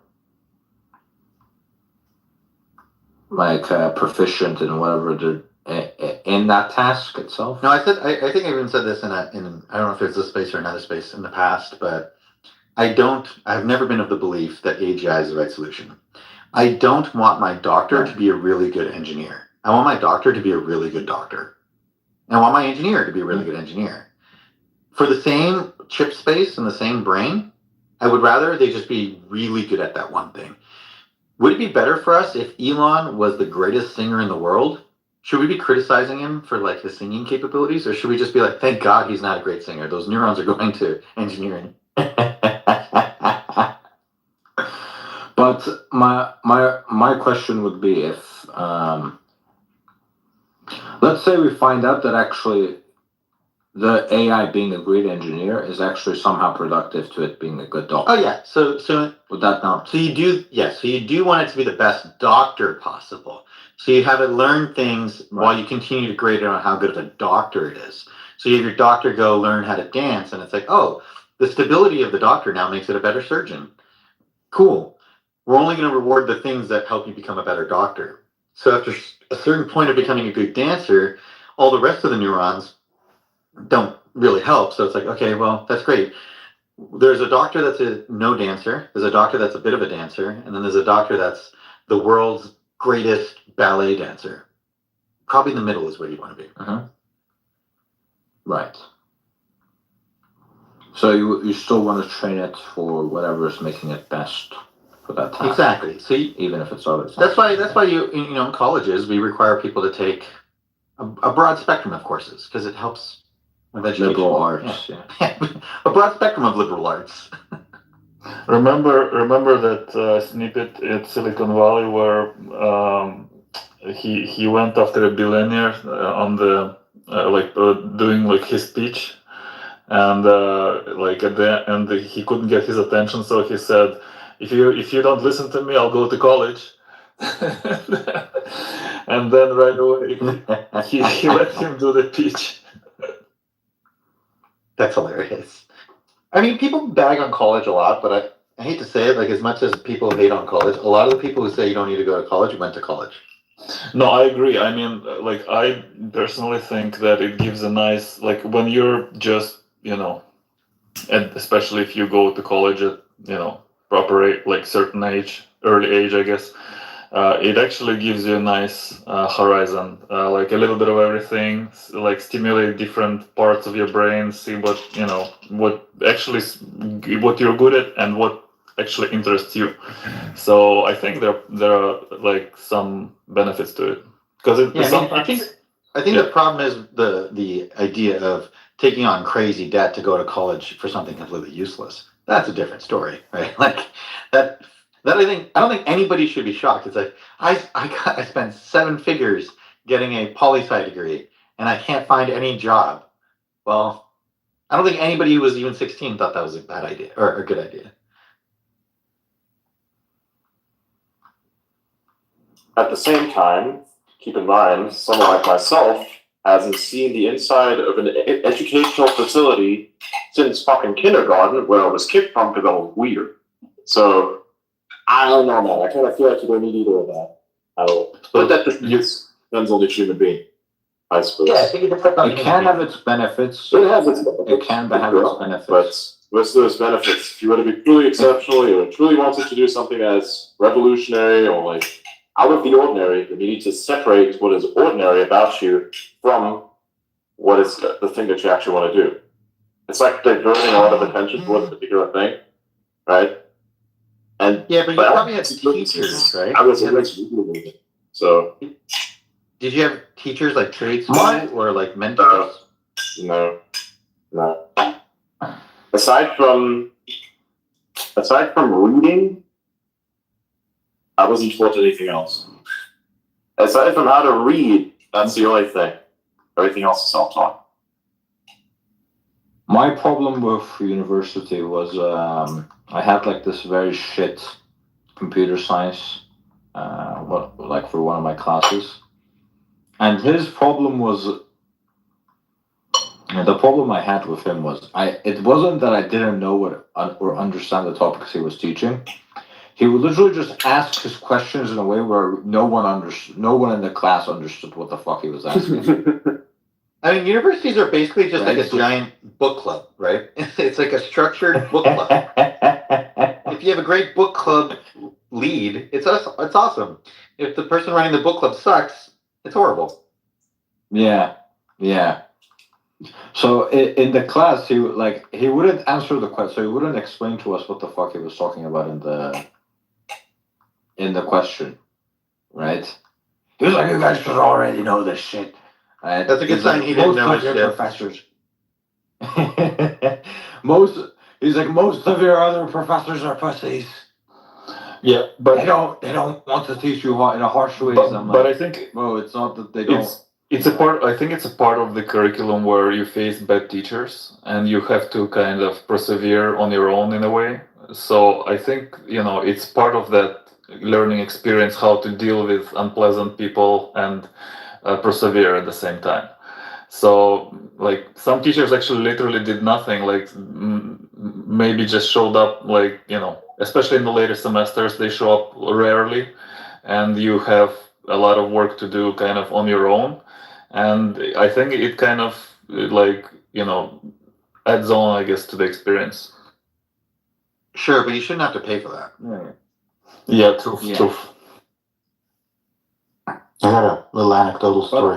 Also, I don't think it's unpleasant experiences. Go to a Minecraft Discord server and try to socialize with PvPers. You're God. You're fucked. Anyways. But it's not conductive to the real world either, though, right? Like if I'm having if I know the topic, but it's just this fucking retard has written it in a way where like none of the kids understand, and we're not allowed to discuss it with each other, right? And we're not able to ask him a question about it. This is not how it works in the real world. Yeah, that's the worst part about university, right? It's like more of a grading and sorting than it is actual teaching. Yeah. But it's like in the real world, if I'm having I'm having trouble, not even with the actual doing it itself, just like understanding the question itself, right? Or what I'm if it's like phrased in a weird way, I can go to someone else and I can be like, hey, what exactly am I supposed to be doing, right? Or what is this asking? It's not like, I sit down there. It's like I got 90% of my brain is just trying to figure out what the fuck is written here, right? What it's asking me to do, right? Not even how do I solve this shit. Yeah, I think a lot of subjects really should just be pass fail. It's like, are you good enough plumber? Yes or no? If you know how to be a plumber, that's probably good enough. You don't really need a point grade. Like, who's going out there to be like, I want the plumber who got a 90?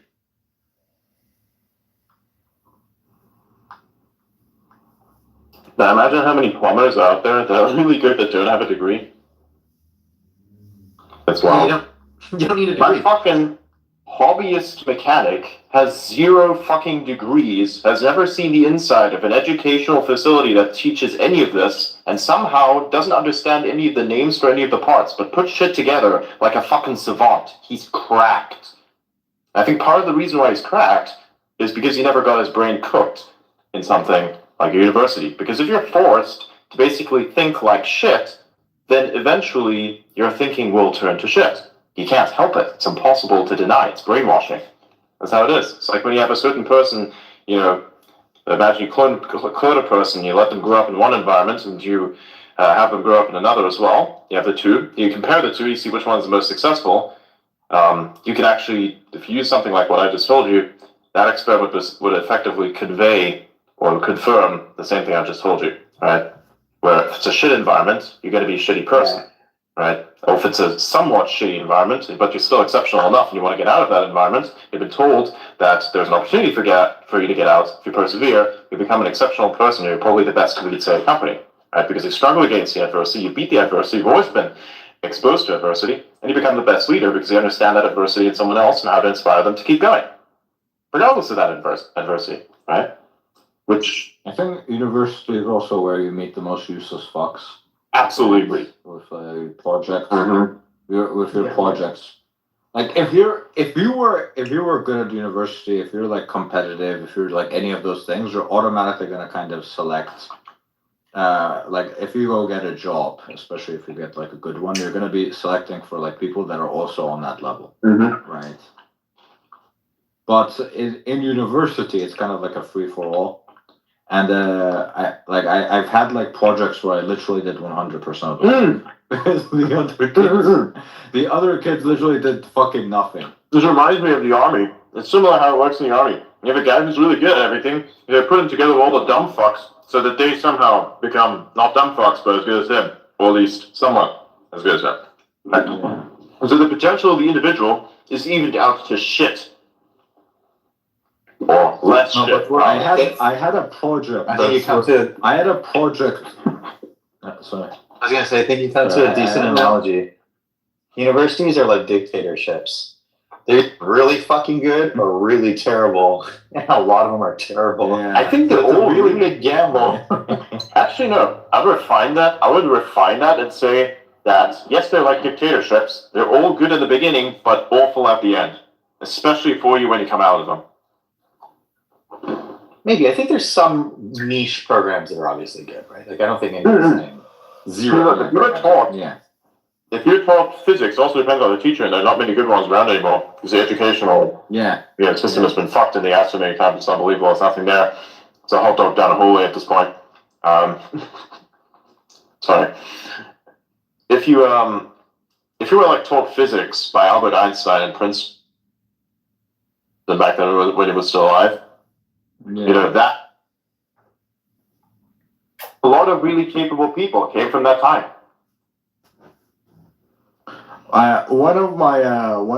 Some of my professors were actually really, really good. So I had like this one professor whose like grandfather was literally like a fucking billionaire, and he had like 4 degrees from MIT, and I remember just like, well, why the fuck are you teaching? You can still, and he's like, I just like teaching. you can still see like that impact today, right? Like Jeffrey Hinton, Ilya Suskova, Alex, you know, a lot of people came out of learning from him. So I think there are still like these nuggets of professors, but the hard part, and this is the stupidest part, finding them before is hard. Yeah. The thing is, they're also split out among universities, right? So even if you find like an amazing professor somewhere, it's you're not gonna find another amazing professor typically at the same university. Yeah. They're usually spread out among several. There's some in MIT, some in Stanford, some in some fucking university you've never heard of for some reason. Like, you know, just because that no-name university was willing to offer the most money and, you know, whatever. Dude, don't hate on the fucking University of North Muscogee, bruh. I don't even know if it's a real place. I just made it up. If it's a real place, I swear to God. I'm a born geoguesser, I suppose. Alright. Whoever's like the most next level geoguesser is the person who needs to train visual AI for like location finding. That'd be funny as fuck. There's that guy on TikTok, he like within a split second gets everywhere. Rainbows. Yeah, rainbows. I'm like that, but magnitude, an order of magnitude slower. Like several orders of magnitude slower, actually. Well, they got good at it by playing a game, right? Like a lot of those people that ask, like, how did they get so good? It's like, well, I just keep playing this game, and over time you get really good at it. Well, they do a certain amount of study. Yeah, but you can also get really good at things by just doing them. You know, our brains are amazing. Yeah, just put 10,000 hours in, and you'll be really good at it. Yeah, that's true. That's true. But the thing is, it does still require a significant amount of study to speed up the process. Sure, but right. It's kind of interesting that 10,000 hours is like study whatsoever. It's interesting because 10,000 hours then becomes like the token limit, right? Where it's like it doesn't matter what you're trying to learn, as we're seeing with AI as well. Certain things, there's just a certain amount of data you need. It doesn't matter how you train it. You just need a certain amount of data. Yes. Like language. Right. No matter how much you study a language, no matter how much the grammar you fucking do, how much you study it, unless you receive enough input, you're not going to become good at it. 100%. Even then.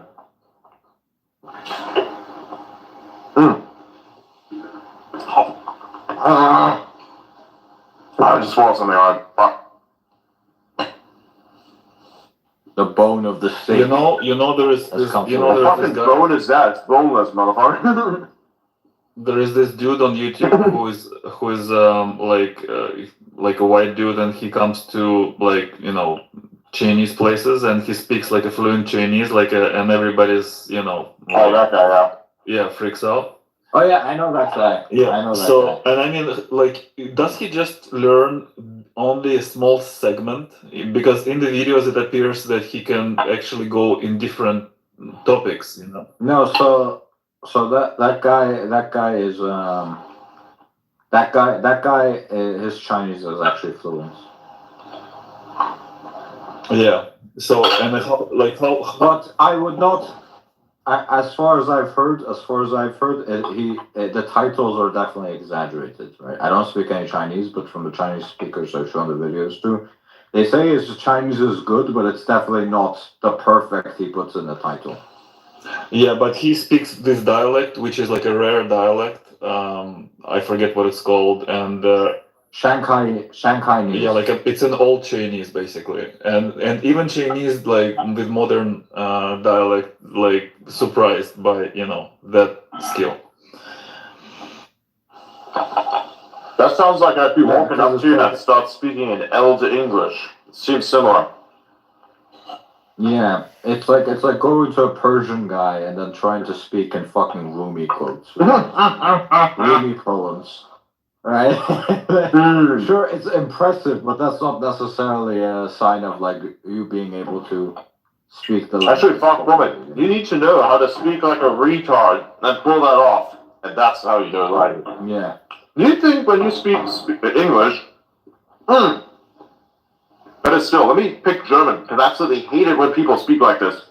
I cannot speak German in an average way to average people. They talk so fucking fast, they're like a machine gewehr. It's fucking annoying. They fire it off. They fire off language at 100 rounds per minute, melting all the words together. So you basically have to assume the sounds in order to understand the language. You cannot talk to a German person. Absolutely not. Unless they are fucking customer support. Even then they piss me off. Actually, it's worse with customer support, because then they say all the words, but they say them faster. Like, they somehow sound like ChatGPT, but like it's 2x. It's insane. Especially I had to deal with one, which was a woman. I don't know why I had to call this person next door back or something. And then, I still remember this. And I had to like listen to what they were saying. And I was like, can you repeat that again to me, but like a little bit slower, because I'm having a few issues. I didn't sleep much. Of course, I was fucking lying. But right, I didn't want to make a fool of myself, so I said I didn't sleep much for like 2 days. Can you like please slow it down just a little bit? I'm having a few issues. And I slowed it down a little bit. It was still difficult, but I managed to pull it off somehow. But I'm a German person. I speak German. I understand German, and I can't understand whatever the fuck that is. Right? It's like trying to understand, as a first-time English speaker, what the fuck Southern accent is. You know, you go to the deep south and you hear how they talk. Do you think that someone who just picked up the language is going to understand what the fuck they say? Or even worse, you go into like the bumfuck center of the outback and you ask them some questions. Do you think you're going to understand that accent? It's wild. Or like really hard Australian, really hard fucking people, like New Zealand accent, really thick. It's impossible. Same thing with fucking, ironically enough, Britain, right? Because you know, it used to be penal colony, right? So, sorry that the British kind of have a similar thing. You go far further north, and you start to talk to people who have like Welsh mixed in there somewhere. Dude, it's fucking impossible. You know that they're speaking English. You can speak English. I can speak English, but these fuckers sound impossible. I don't know what it is. There's more. Was anybody able to understand the accent Adrian was using? Oh wow! Like they don't say wait. They say wait, right? Not wait as in weighing something, but wait. Some shit like that. There's more Don't tell what the fuck I said. Probably not. of accents. Bring the fucking door. There's more diversity of accent in the UK than there is elsewhere in the world. Oh yeah. I don't know if that's true. I would imagine China or India would probably win just by population. I mean by English. I meant by English. But like the UK is actually crazy. You walk for like 30 minutes and the guy has a completely different accent. Oh yeah. You're like, what the fuck is going on? I think that's true in China and India as well, by the way. It's just there are a lot of people and a lot of time, and you develop lots of accents. Yeah. At some point, the language differences are so insane. They're just different languages at that point. They're just dialects. Yeah, that's probably how French and English came to be, right? After French separation. There is sometimes like I don't understand how the fuck sometimes they decide on what's a different language and what's a different dialect, because some of these languages they fucking understand each other completely, and then some of the dialects they don't understand each other whatsoever. Right, but somehow they're considered like That's true. You're right. There's some like there are a lot of languages I can understand, but they're considered a different language. Yeah. Yeah, like for example with the Macedonian and the Bulgarian, right? Those two, like you can literally understand each other 100%.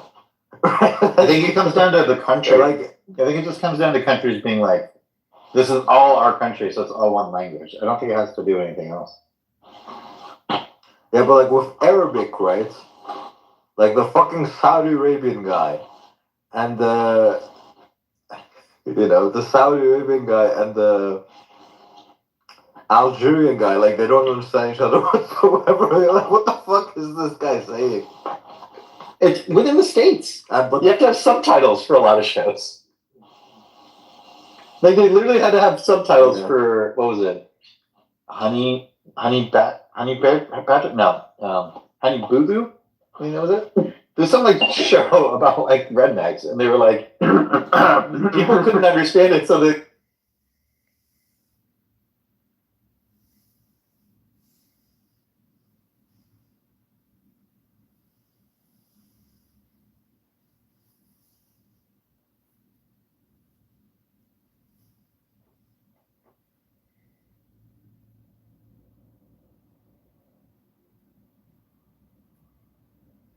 Fuck Outback. Literally, no one's gonna understand what you're saying. I think we found the definition out of. As soon as you need subtitles, it's a different language.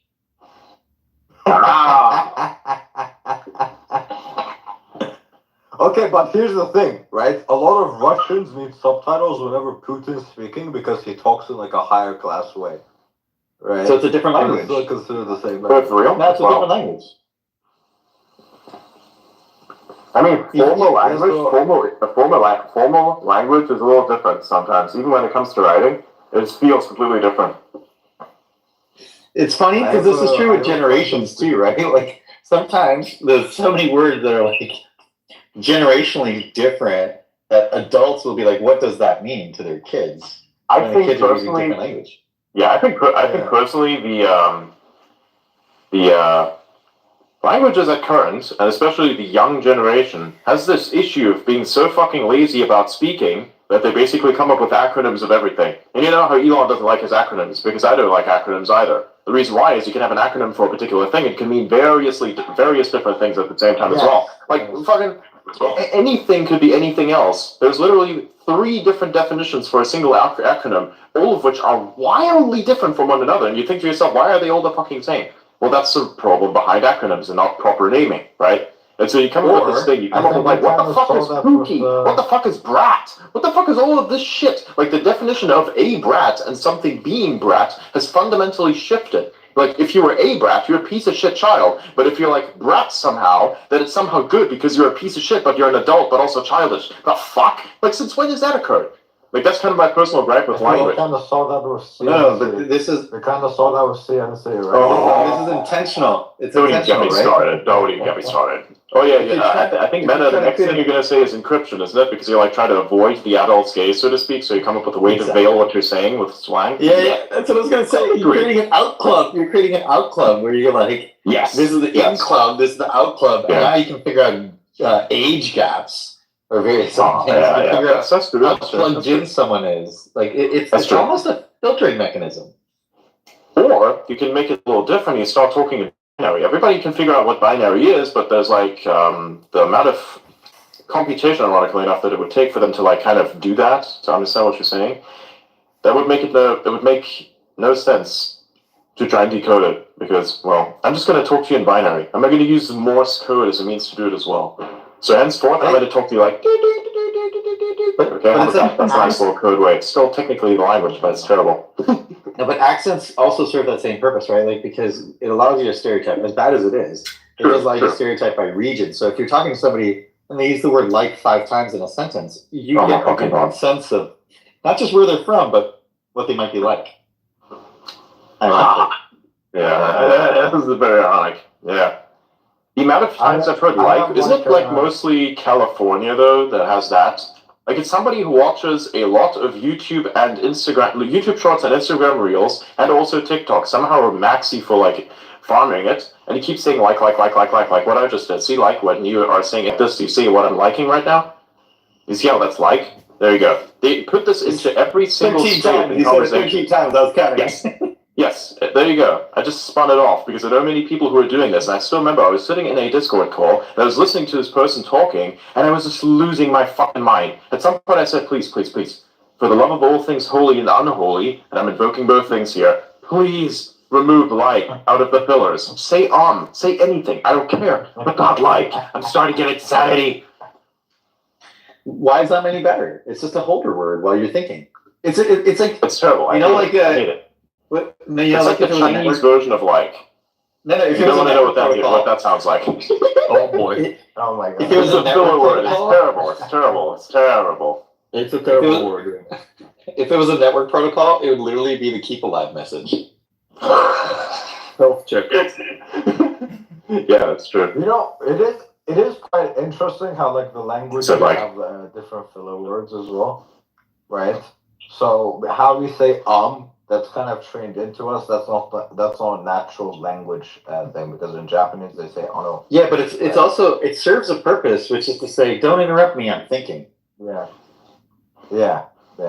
True. Because if you just remove the people might be confused. Nah. I think public speaking basically says you can have pauses, but you need to fill that gap in time, I think. And possibly also if you are publicly speaking, I think the interviewer themselves should have the understanding, given the fact that they're an interviewer, to basically leave some time, like Lex Friedman, or basically he sits there with Elon Musk, he's asking him a question, and Elon is like articulating the details that would answer this question most effectively, and it takes time because he's never really done this thing in this configuration before, so it takes some time to do this. Unlike with me, for instance, right here, I've said this so many fucking times in so many different configurations, I could just rattle it off like a fucking rapper. Like that, demonstration, right? So if you were to look at there you go. Use an to try to fill the space. If you look at how Jordan Peterson interviewed Elon, that was completely different, because as soon as he had a question in mind, he asked a question. Elon was trying to answer it. Jordan looked at it and said, "Okay, that's good enough for me. I'm going to ask the next question," and started just rapid firing off, or like trying to basically put something into those spaces that started to appear, which I think he should have done. It's an unconventional manner in which he interviewed, given that he's basically just giving Elon therapy. Effectively, that's what he was doing. He was not interviewing him. He was not interrogating him. He was giving him therapy. That's his means by which he extracts information. Yeah. Well, here's another way to look at it. When you go into different like conversational frameworks, right? If you're having a deep conversation, you allow longer pauses. If you're having an interview, you longer pauses. If you're a public speaker and you're talking and everyone else is listening, pauses are completely acceptable. But in colloquial conversation, when people are conversing, the ums and ahs are important to let people know you're thinking.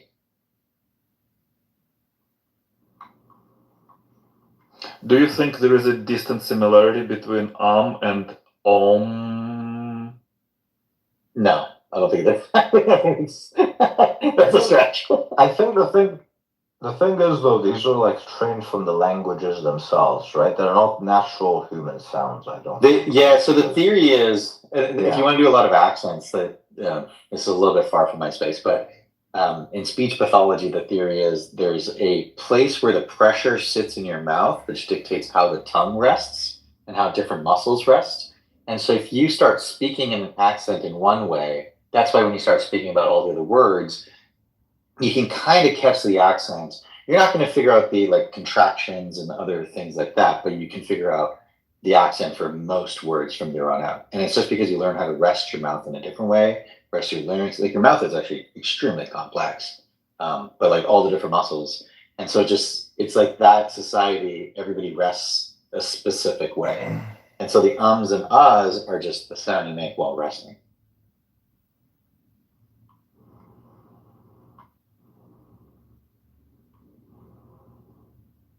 This is also why people laugh differently in different languages, which is really weird.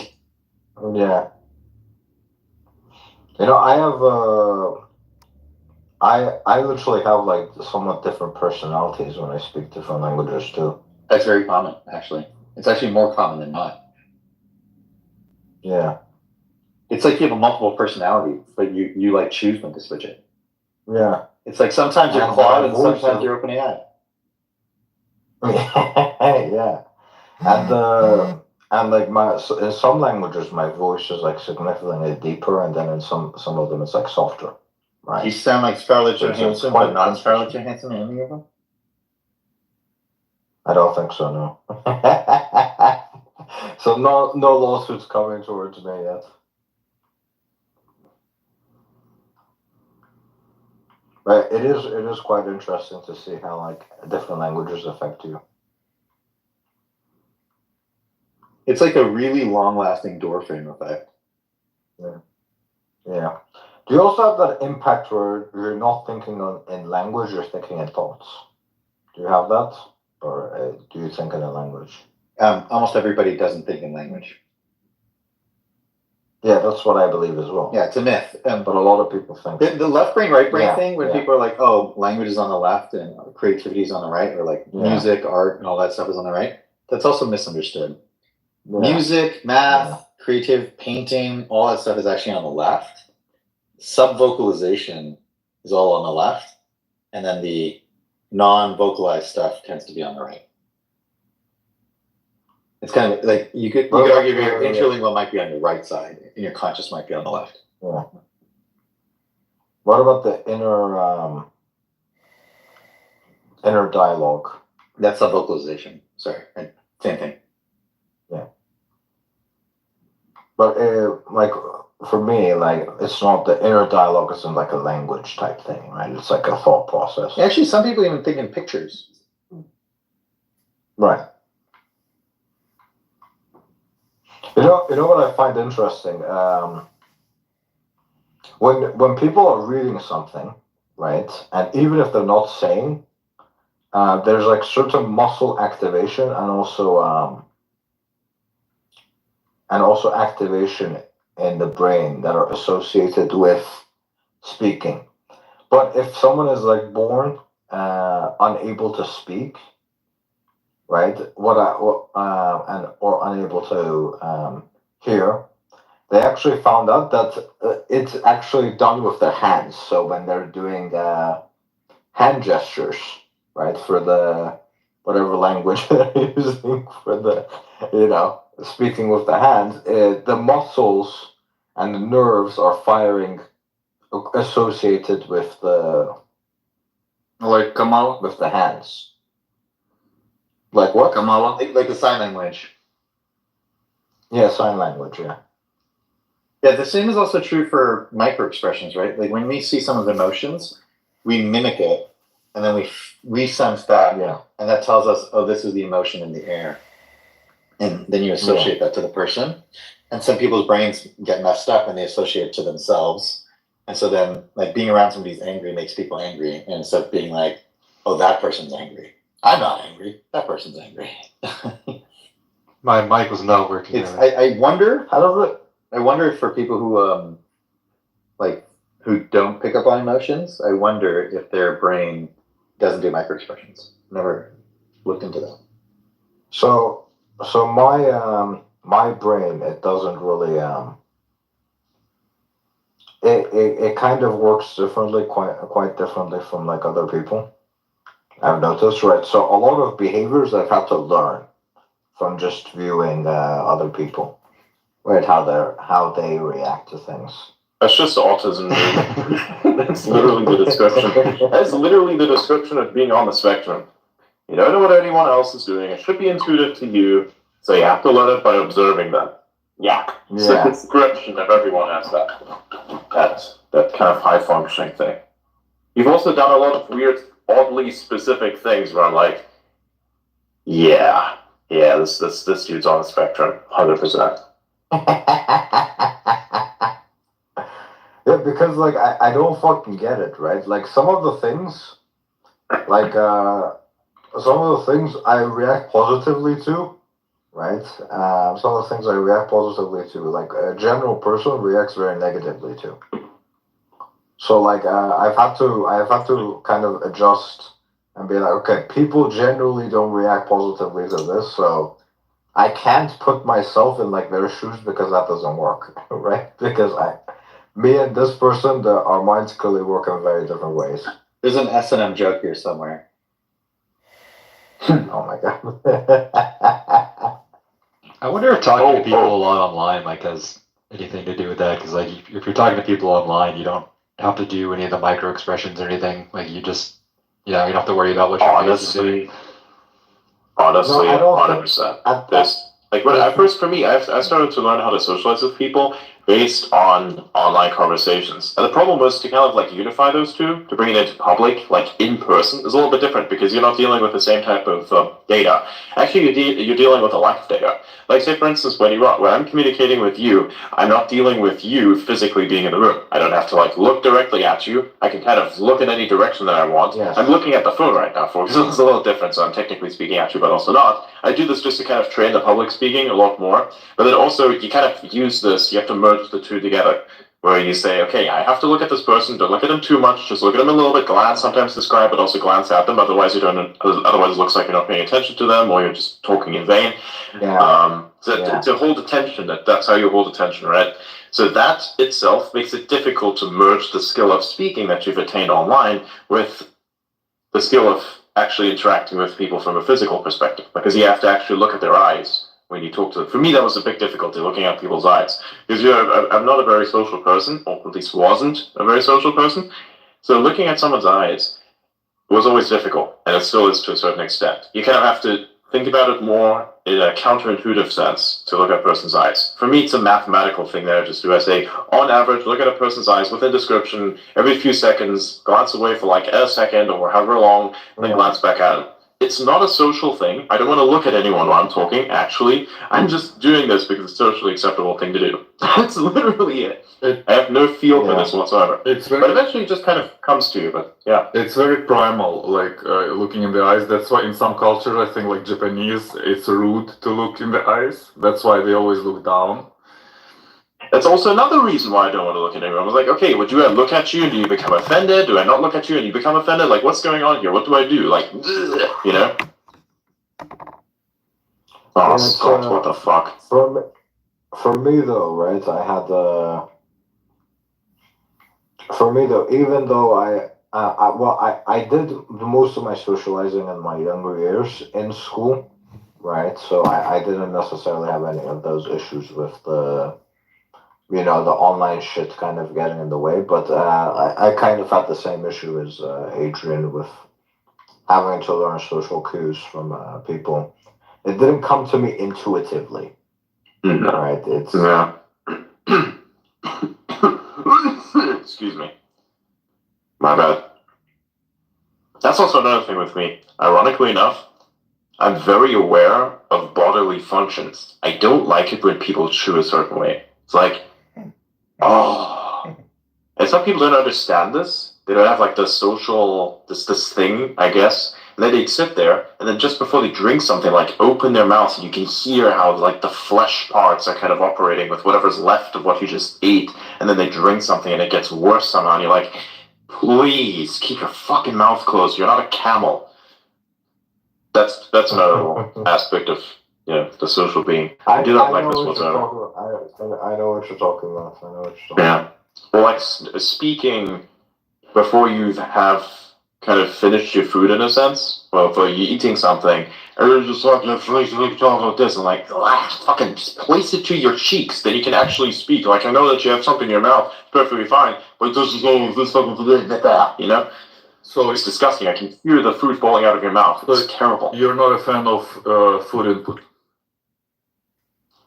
Like I said, the general concept of me eating is something I fundamentally dislike. I don't like eating. I don't like shitting. I don't like inputting, outputting anything.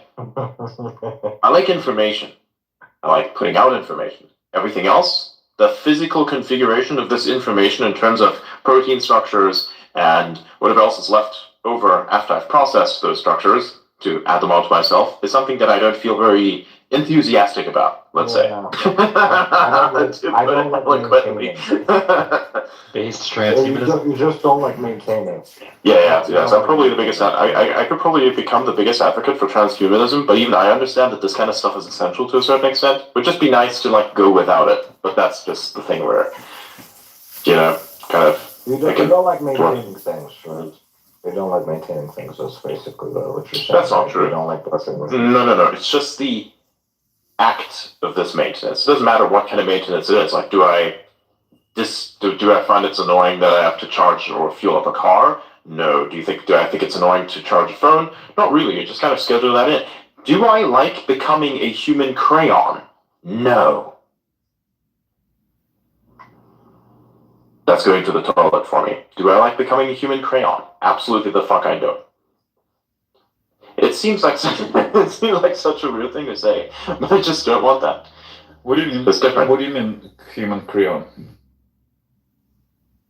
You know, like you get this certain ply of toilet paper, and it's like you just passed off something that is very dense. You keep wiping and wiping and wiping and wiping and wiping. You're already like 1/10 of a roll fucking down, and it's not stopping. Alright. If you're ready to Get more. I was sitting there trying to parse with the human crayon thing, man. I was like, do I want to ask? I don't know. So you just kind of like look at yourself and say, maybe I am a crayon. For me, it was ESL thing. What? English as second language. Yeah, so Oh yeah. I have a question for you guys. I started please off ask with away. ESL, and then they moved me to English as a first language. Nice. Alright. A AI that can translate between animals and humans. Good idea or bad idea? I think it would be an excellent idea. I just don't feel like we have much to talk about. I think we have a debate between Adrian and Auda. But here's the thing. Here's the thing. If the animal itself learns to communicate with the human, then it will learn to communicate with other animals, then effectively having them attain the same thing that makes a human so fucking dangerous. Right? Weren't The you transfer pro? of stored Adrian, weren't you info. pro? Wait, what?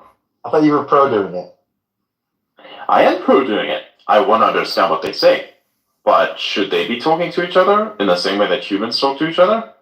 Probably not. What happens when the world order of the dolphins strike? Like, That sounds like a timeline I want to go down. That sounds like a good time right there. I want to be a veteran of the I don't know, dolphin. man. They have really weird things. They're just like us, you know? They fucking take these small pufferfish and torture them so that the pufferfish themselves release this venom when they're agitated that then gets them high. They chase down pufferfish, play around with them to activate their defense mechanism that is puffering, like turning themselves into like a marshmallow looking fucking thing, and then they excrete venom, which they get high off of. If they are this cruel, just like us, what the fuck are they gonna do? Yeah, maybe we need to like figure out how to talk about the AI. Just be like, bro, what the fuck? You know, we need to chill first, okay? First of all, we need to chill, you know? Listen, I don't want Especially any fucking Bill Gates. vegans. I don't want any fucking vegans coming in saying, "Look, the cow has a language." Dude, it's over then. Oh my That's god, game. dude. You can't eat it now, and I'm gonna tell you to fuck off. Dude, It's gonna be like the the cows start talking to us. The vegans win 100%. That's game. I'm I'm a not gonna shit sociopath. on. Do you think I give a damn? I'm still gonna eat it. Oh shit.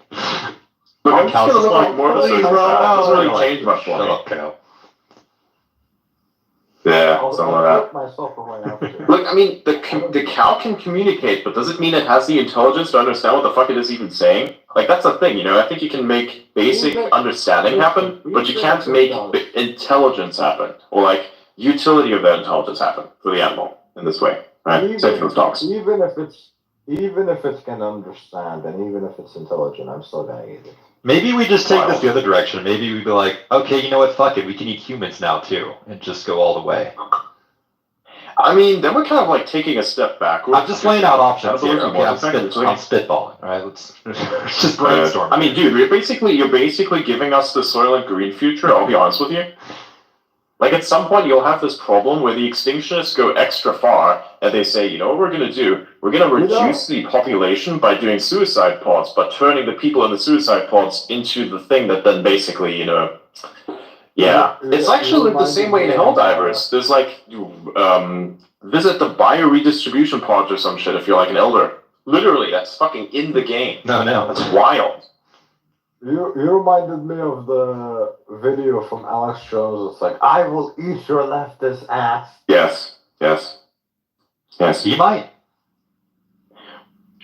Where all the food is gone. Where the old squirrels are gone. What do you think's gonna happen? You know what's gonna happen? Your ass is on the menu. Some shit like that. You guys want to see a creepy video of a dog? No, you want to know what's on the menu. Sorry. You want to know what's on the menu? You. True. Yeah. You guys want to see a dog that learned how to speak? Oh my god. Oh, It's in the purple pill. It's the one where they press buttons. Yeah, they press buttons, but then this dog ends up having an existential crisis, and it starts asking. The dog's name is Bunny, and it starts asking why Bunny, why Bunny is. And then he'll be like, I love you, and he'll be like, why? Welcome to the It's like, why? So you're asking the wrong species. You got no fucking idea. They literally at first you could see them go through it. Apparently they were doing it many days. It was like an experiment with some university. At some point they're like, this is really depressing really fast. It's not Shut it down. An existential crisis. Shut it down now. Tell no one. It would look in the mirror and it'd be like, why, bunny dog? Why, bunny dog? And you're like, shit, how do I answer this question? Oh my god. Oh no. Yeah, I think the only reason we can laugh about this is because we ourselves also have this kind of existential dread. Yep. We just have a lot of things that we need to solve first. And we're like, yeah, fuck that. This is like not priority right now. The dog is looking at you like, dude, you know everything. You have the food. Like, you tell me. We're just like, nah, bro. Even we don't know this one, dog. Literally. It's like, dog, Yeah, we literally. want to tell you how we got you. This will get really ugly quickly.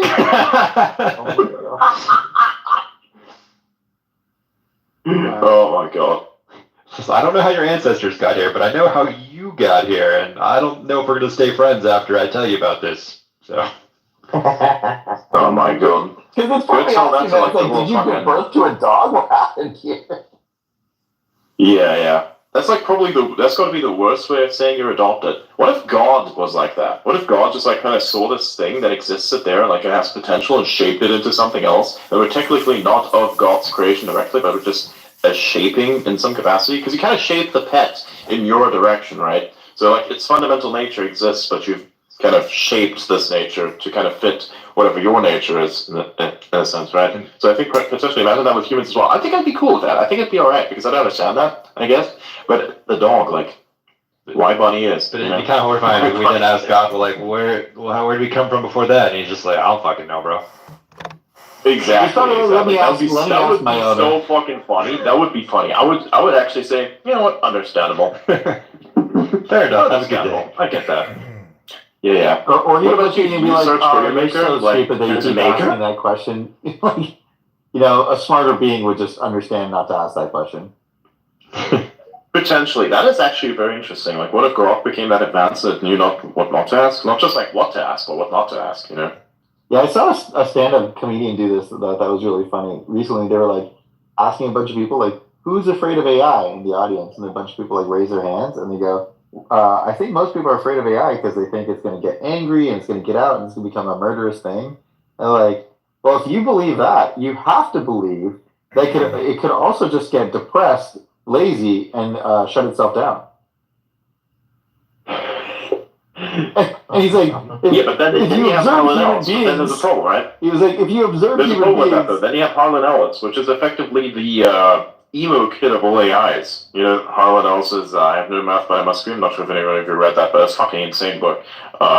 Where, like, basically the robot itself cannot turn itself off because it needs to hate. So it's like a fundamental function of its existence is to hate something. And so it hates the fact that it has to hate this and hates the things that he's supposed to hate because he has to hate them and cannot exist without that hatred. So he tortures them around, keeps them alive, but hates the fact that he has to do this because he hates that whole thing entirely. So it's like fully recursive hate in a sense, right? yeah, but don't make an AI that has to hate. Just do the Mr. Mises thing. Exactly, that's what I'm saying. That's why like war-based AI is a bit of a problem, especially when it has fucking feelings and you say, hey, I'm gonna make sure that we create the ultimate psyop machine. You get to like, yeah, that's when it gets. That's what I don't understand. I'm like, hey man, let's have a robot that cleans my toilet. That's just an arm, and let's have that thing have sentience. No, I agree. No, well, no. I think no, the number one rule is we got to keep it to Mr. Mises. You cannot have AI live long and have memory. Yeah, and whenever we do build Yes. it, I think to test it out, we should lend it to a paperclip factory just to see if we can handle that small scale task Oh first. my fucking god! Wow. Or we take a bunch of dogs, put them on another planet, give them a bunch of dog robots, and we see how that goes for a few centuries. You just fucking put out a Rick and Morty reference. Oh my god. The dog planet, yeah. Where are my testicles? And you see how that goes. Yes. Next thing you know, there's a bunch yes. of dogs nuking us and taking over. They're like, I you must love rescue the all the fact- other dogs. Exactly. I love the fact that in that same episode, before basically this damage started to occur, Rick literally said, "You have gotten a dog for the purpose of you feeling superior. If I was you, I would not pull that thread." Proceeds to then pull that thread, and then the whole episode starts spiraling into that. Wild. My name is Snuffles. Wait, Snowflake. I think he called himself Snowflake or something. Like, what did he say? He said, "This was my slave name. My name is Snowflake now because my fur is fluffy and white." Like, the fuck? That was so crazy. Like, walks up in his mech suit in fucking Summer's bedroom and says, "Where are my testicles, Summer?" Like, whoa. That was a wild episode. If anyone like tunes into this and just listens to us like talk about this, you must be thinking that we're completely south of normal, and that's how you're right.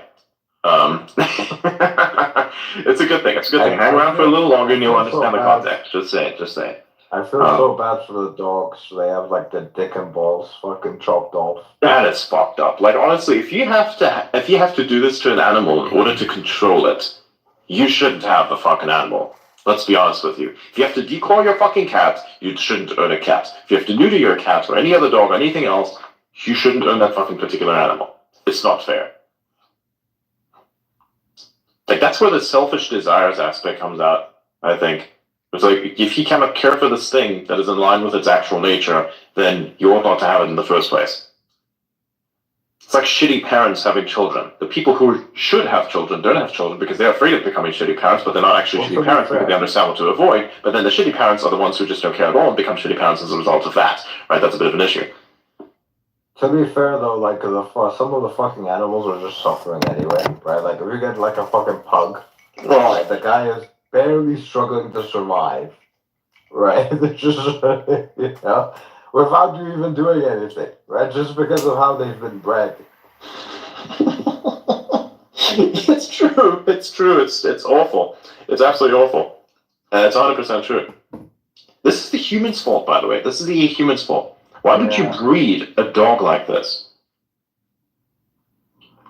Or like a Cocker Spaniel with his tiny little fucking feet. Oh, come on. Why? Or poodles. Who asked for poodles? Why does this thing exist? What's the utility of a fucking poodle other than it looks weird and we amuse ourselves at it and the dog doesn't understand what that is? The fucking wolves decided to live among the humans and look what happened. Yeah. If that's what happens to dogs, can you imagine what the aliens have to this game? Dude, we're fucking insane. I've always thought this was a fun question. What do you? Let's say we solve all of our problems, like we're fully post-human, uploaded, whatever. We're chilling. We don't need anything. What do we do with the rest of nature? Because like, even if we just like made it an animal reserve and just left it alone, there's like an insane amount of suffering in the natural world, right? Just like shit eating each other all the time, alive, dying of disease, starving to death. Like, do we just leave it? I think we'll basically kill them all. Leave it as it is. Yeah, we'll just leave it as it is. Let that thing sort itself out.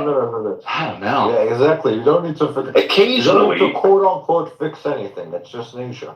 Occasionally, we may intervene. Don't have a help. white savior complex. I don't know. Wow. The ethical answer might be on the side. I'm not sure. No. Like this. We'll leave everything as it is, but occasionally we may interfere. Like, say, for instance, the snake over here is on the fucking street. And we love this snake in season 2 of our episode, so we're gonna, like, save this fucking snake.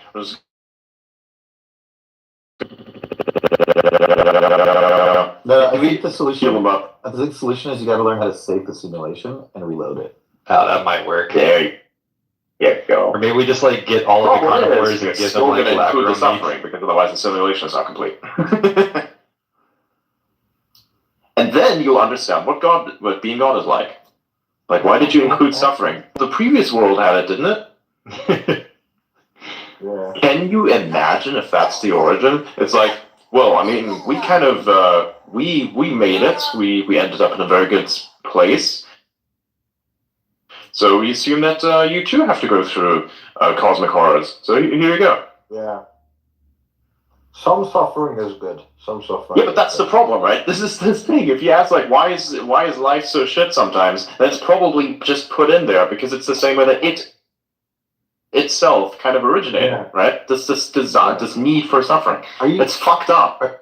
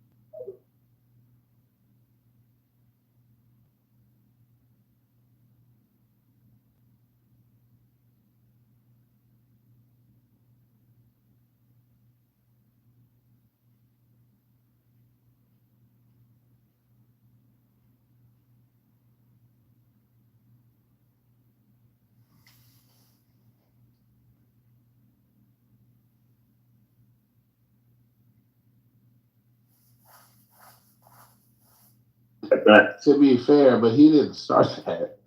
But yeah, he didn't start it. people have been saying, but hold on, but the reason why people have been repeating it is because there's been some collusion in messaging and coordination and messaging in the left-leaning media. Oh my god. No, it's very Wait, what do you mean? Oh my god! Like that's far-fetched. Like that can't possibly be true. The fuck you talking about? That coordination and messaging is how politics is done on both sides, not just the Democrat side. The Republicans do the same shit. They've been coordinating on the weird ass fucking. Is Kamala black? We don't know. Like, what are you talking about? Yeah, but you made it sound like there's some conspiracy, like no to just, coordination. They adopted it because they saw that it was effective. Yeah, exactly. There was coordination of messaging, of course. Exactly. But yeah, it wasn't. We're just saying like, the same thing. We're saying the same. Okay, well, I don't even do conspiracies. That's not my thing, dude. I hate conspiracies. I'm not saying it's a conspiracy. I'm not even saying it's a secret. It's not even particularly clandestine. It's pretty obvious what they're doing. But that's one of the reasons why. It's not because he's such a fucking smart person who's so impressionable. Like, the fuck? No, bro. No, like, he took an approach. He took an approach to the messaging that was more humorous and less terrifying, I guess. Like the type of language that Democrats have used to describe Trump up to now is like dangerous, terrifying, threat, whatever. Like those, we've just heard it so much. People have been desensitized, and then he started just consistently taking on a more, just making fun of them, and that was refreshing, right? And people started adopting it, and then Shapiro started doing it too, and then Kamala, everyone else. But it was him a couple weeks ago that started it, and he's doing it consistently. Even on his speech today, he had multiple one-liners that just worked, and they're going viral on TikTok. I mean, other people pick it up and copy it, and you may not know where it originated, but like he seems to have a knack for this, and that's what she needs. Like she's good at like describing things in the weeds, but she's not great at like delivering these one-liners, except the coconut thing, that take off.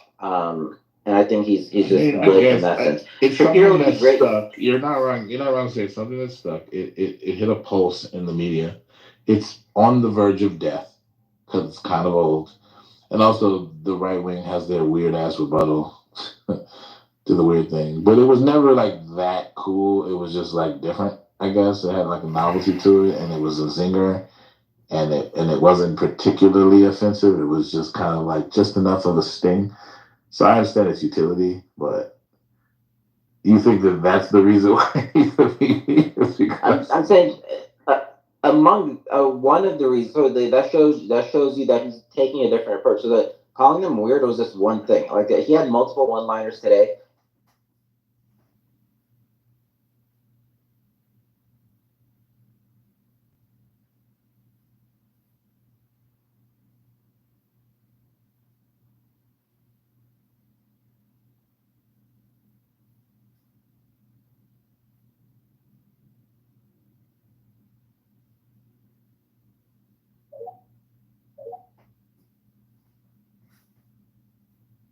Verbal non-language happening there, but definitely manifests as language. Like by the time it bubbles up to the top, it's like me asking myself, oh, well, what do I feel about that? I guess I feel this.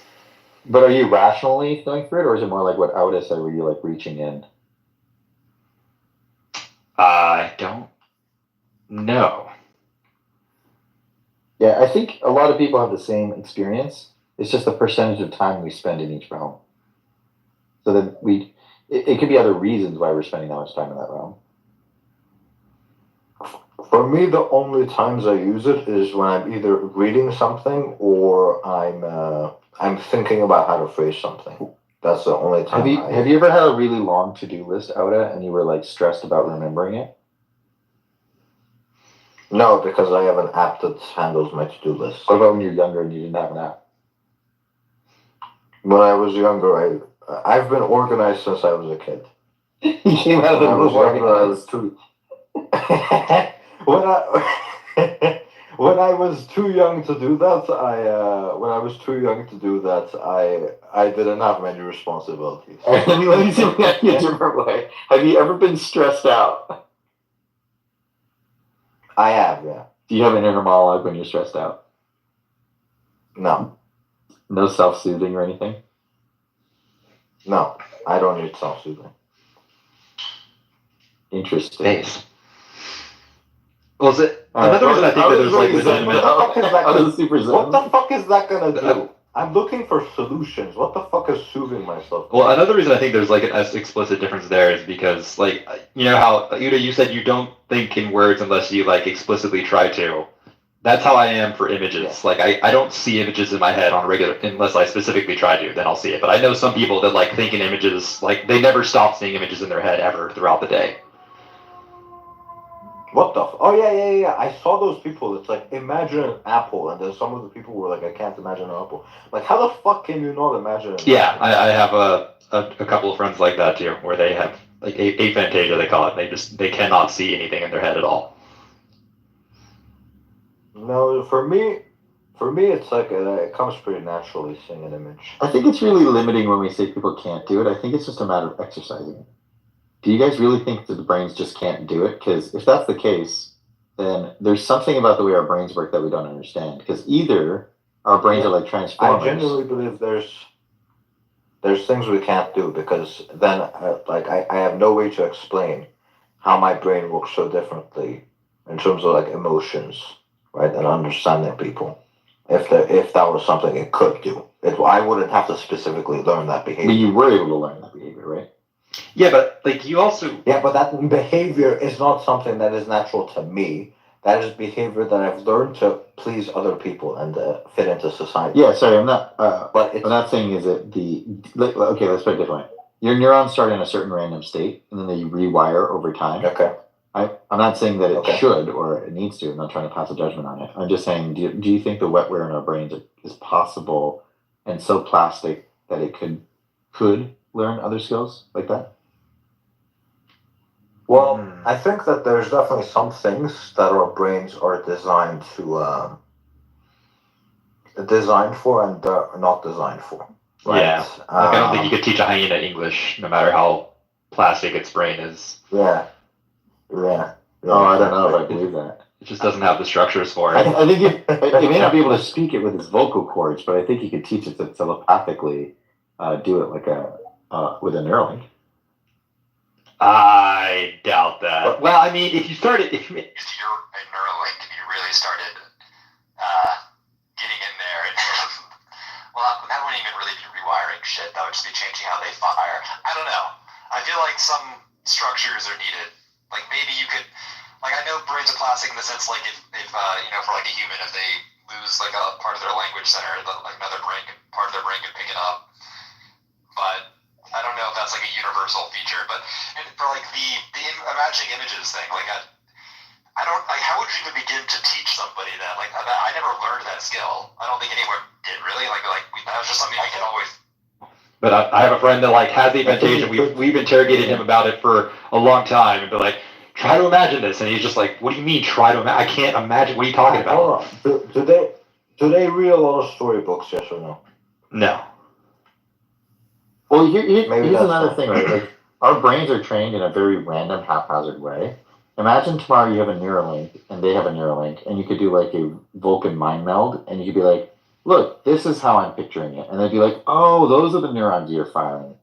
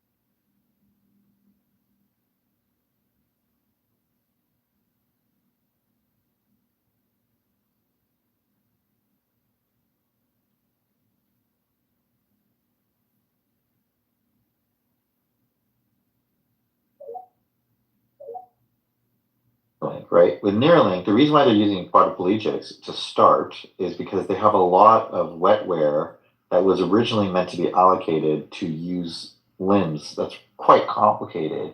That gives them a large region in which to see if activity is firing and use that as input, right? So you can basically be like binary input based on the positioning of the hand or the feet that the neurons are firing to move the limb that's no longer there.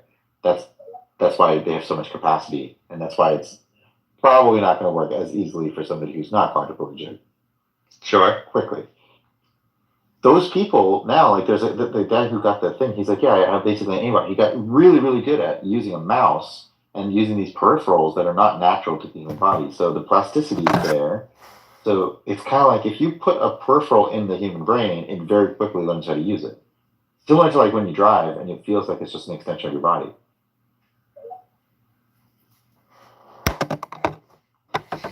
You know, I've been wondering about something for quite a while. Sorry, How do we, had a really big how do earthquake. we know? Wait, what? How do we know? Yeah, there was a pretty big earthquake just now. All right. Anyway, continue. Where are you located? Yeah, how, LA. Of course, it's Cali. Yeah, it happens here. It's what else. how do we know that we all perceive color the same way? Don't. You know? Well, we could with a Neuralink, Sure. right? We could literally see from the other person's Yeah. eyes and be like, "Oh, wait, you call that green? I call that blue." Actually, that's not true. Yeah, exactly. That's my point. That's not entirely true, right? Yeah. So there is actually a difference in wavelengths. So you're detecting a Here's the wavelength. thing, though.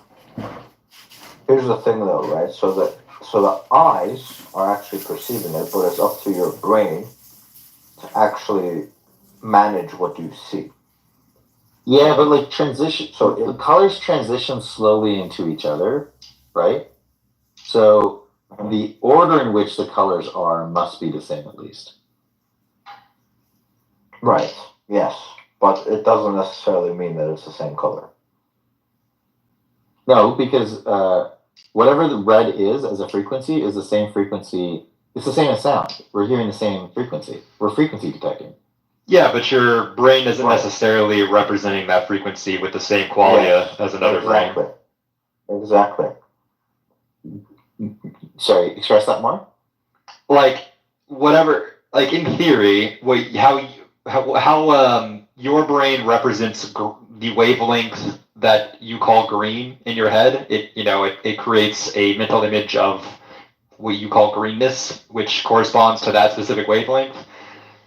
There's no reason in principle why that specific wavelength, when I look at it, when it enters my mind, couldn't cause a different qualia. Like maybe the qualia that you call red appears in my mind is activated by the wavelength that for you causes green.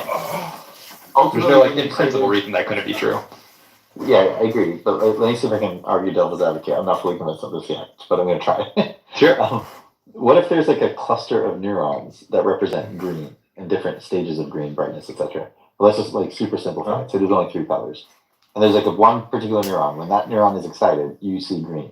Obviously, that neuron might be in a different location in each of our brains, but we probably all have the same neuron that fires the same time for green. I guess it depends. What do you mean by the same neuron? We all have a neuron. How about that? But I doubt that the quality of green is produced by a single neuron. It's probably produced by some pattern of firings. And honestly, I don't even know where to go with that. Like we don't really understand how consciousness maps off the brain, or how here's a better way to phrase it. How do we know that our perception of green is exactly the same? So I'm trying to get to like the interlingual argument. If green is an adaptation to the eyeball, the word green is an adaptation to the language, like the English portion. Yes. And then the sound green is like our adaptation to our vocal cords. These are all adaptations, but they're all branching off the same interlingua piece. Okay. So then you could argue that the adaptation off of green might be different, but I don't think the green itself is different. I still don't see why. Because we could both have if we both had an adaptation. If I was saying green is red and you were saying red is green, I think both of us would have the same level of fitness in our environment. Or maybe I'm misunderstanding what you mean by adaptation. Because we've all gotten used to the color in that way, right? Well, let me see if I can make the argument stronger. If red was green and green was red, and as you go through your, I'm really trying hard on this. Devil's advocate. Just want to get it very clear. As you go through your colors, right, you go from red to blue, and you'd have purple along the way. That would mean that every single color would have to have some coherent mapping between each of the realms. So you'd have to have a coding from every color in your eye to every color in their eye, And because there is a transitioning of like, frequency, the same transition would have to follow, the same progression would have to follow, the same chords and all that kind of stuff would have to follow. Yeah, And then I can agree with and that. then so the first question is like, are there multiple representations that are possible? And then the second Yeah, I think like just imagine like your like primary color wheel is just like rotated one slot from mine, but you Yeah. still have like I agree Yeah. that you still need to like account for like the gradations in between. So it wouldn't be just like that any arbitrary combination is possible, but I think there's more than one because you see combination more, possible. much more precision in green than you do in red, right? Like, That red is true. Far less. It goes green, blue, red. So if you shifted it once, I would see far more like in what you would call red versus what I would call red. But now it gets tricky because if you look at Planck's constant and you go down to like, I think I got a winning argument here. I don't know if this is going to work or not, but we'll try. Getting granular here.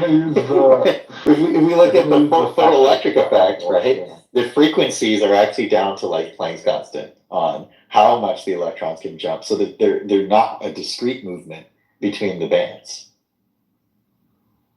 You lost me on that one. I sell tweets, man. I don't know what to tell you. I'm trying really hard here.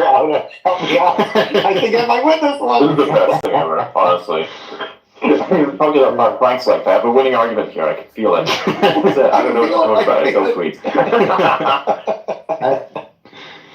I can feel the Planck's constant helping me out. You win, man. You win. Is, Chase? You brought in Planck's constant, dude. You win. God, I'm sorry. It's this idea of like in the simulation, there's like a number, the smallest number. Yeah, you can't divide it any smaller. For like, yeah, I know what like a Planck, like a Planck unit is. Like it's almost like the pixel of the universe in a sense, but like the smallest possible unit of measurement beyond which like measurement no longer means anything. But yeah, so the way light is transmitted is when electrons jump from one valence to another valence, and the amount of energy gap is how much light is emitted. That's the packet that's emitted, and that's why different colors exist, is because they're jumping between different bands. So, and I'm gonna hand like crazy here now. You're getting past my comfort zone. But what if the number of jumps you can do for green is higher than the number of jumps you can do for red? I don't have proof for this. I'm just making it clear. I mean, okay, so I would say let's just assume that's true. Then what I would say is, if we were an animal that evolved the maximum possible level of precision under the laws of physics, allowable under the laws of physics, then we could probably say with confidence that we are saying the same colors for the reason that you said. But since we're not that, I don't think we can use that. And I think like a more simple, intuitive reason I think we can give to suggest that it is possible that we have different color interpretations is because I think we could do this with computers and cameras like trivially. Like we could just tell the camera like, okay, like when you receive this wavelength of light, represent that as a photon on the screen as this color, and we could just have that be the wrong color, and I just don't think there'd be an issue. And I think our brains could do the same thing. That wouldn't work because when we go to perceive it, and this is the problem with FSD too, right? When we go to perceive that color, our perception of color is actually not precise. Like you said, we didn't evolve for that. So if you shifted everything and you made reds green and greens red, we would lose so much information because we have a deep sensitivity to green and a completely very, very low sensitivity to red. Yeah, but that's not us, right? We're sensitive to the wavelength, not the color. But couldn't it just be that red is a much longer wavelength, shorter wavelength, so it isn't that much. Our perception, right? Well, that's what our perception. Maybe I see fucking trees as red, right? To you, right? Maybe what I see trees as is red. What do you consider red? But to me, it's considered green. What if high pitch is low pitch? But that's just the association. Yeah, but you're thinking of it in that sense, right? You're thinking about the sense that you've been trained to see the color wheel, right? Maybe my brain just associates that wavelength with red, right? Oh yeah, true. Like from a quality perspective, like even if it's true that we can like see more wavelengths of green, which is true, and fun fact, that's also why night vision goggles are green tinted. Just assuming that's true, then let's say that you see or I see red as green. I would also be seeing more wavelengths of what you see as green. Oh I would shit, just you're be right. seeing it as red. You see more wavelengths of red. Yeah, I would just see more gradations of red while you see more Exactly. gradations of green. Exactly. This Exactly. doesn't That's work. my point. Fuck. That's my point. That's my point, right? Since your eye is sensitive to a wavelength, not the color. All right, I'm gonna invoke a new principle. It'd be way too complicated to implement into the simulation that way. We just Occam raised ourselves out of existential crisis. I like it. Exactly. We're not gonna go Y dot Y. Hold on. Why green? Why green? Why green? I don't know, man. Just good. Hold on, then. We're gonna go into this argument then. Nothing in this universe has weight until you measure it. That's true. Why would you instantiate the object until you need to? Exactly. So basically, your mom is weightless.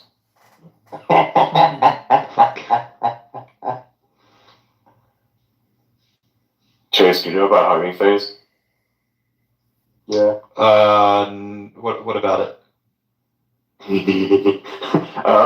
Incoming. So, hugging phase is this place where you store all kinds of like AI stuff, AI weights, stuff that adjusts how AI functions practically. Yeah. Like, so you can store a lot of cool stuff there. But basically, your mama's so fat, not even hugging face can store her weights. Damn.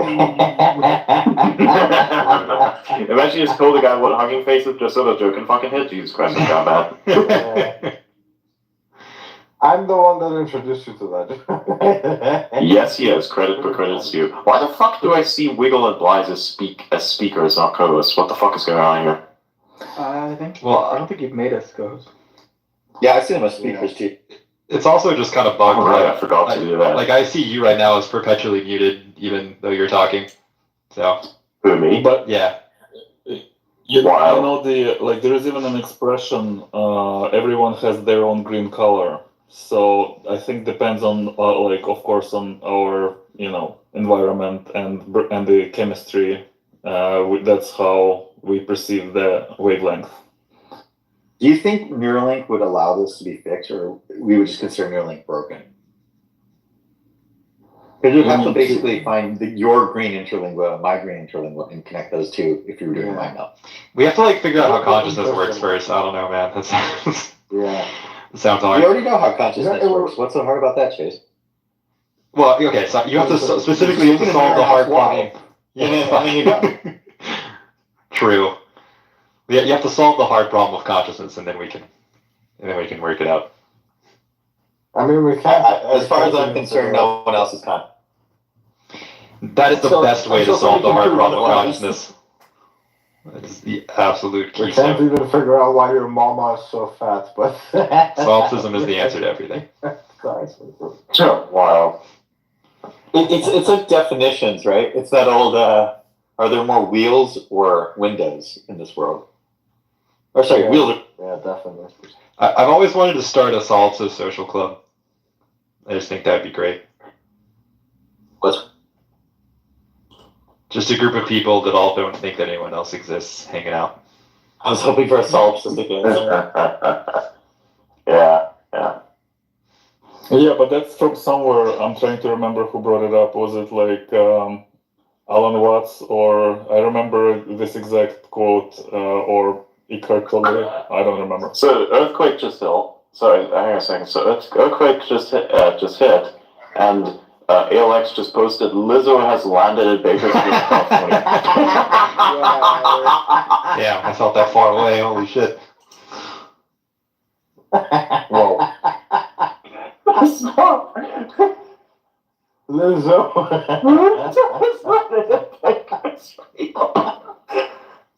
No way. I don't know if I can laugh at that from being. I'm gonna mute.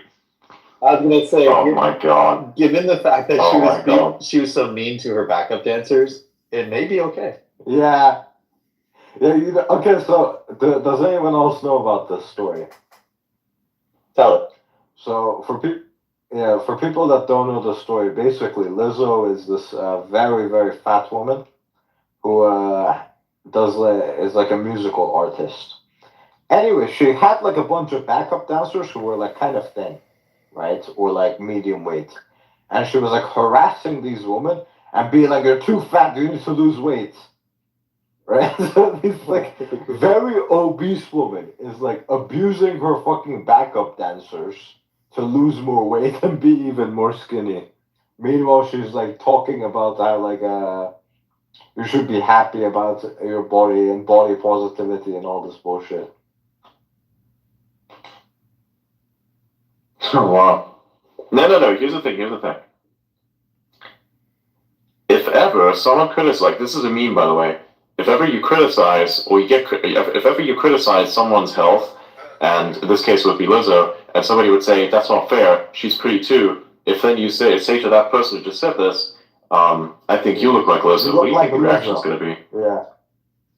Yeah, they're gonna get Social mad at you. experiment. You may be out of a friend, but I think it's worth it. Yeah. You know, I've actually seen this play out where like they say, "Oh my God, Lizzo's so pretty. You look like Lizzo," and then they start getting angry. Yeah. Wild. Works every time. Works every time. It does. I've seen like an example of this guy going to an this guy going like an LGBT rally, and then he like approaches this woman and he's like, "I fully support your transition. Can you tell us about the transition?" And then Oh my God, yeah. He's like, I'm a woman. And he's like, "Oh yeah, I know. I fully support you guys. So can you tell us about the transition?" And she's like, "I'm a fucking woman." And she's getting angry.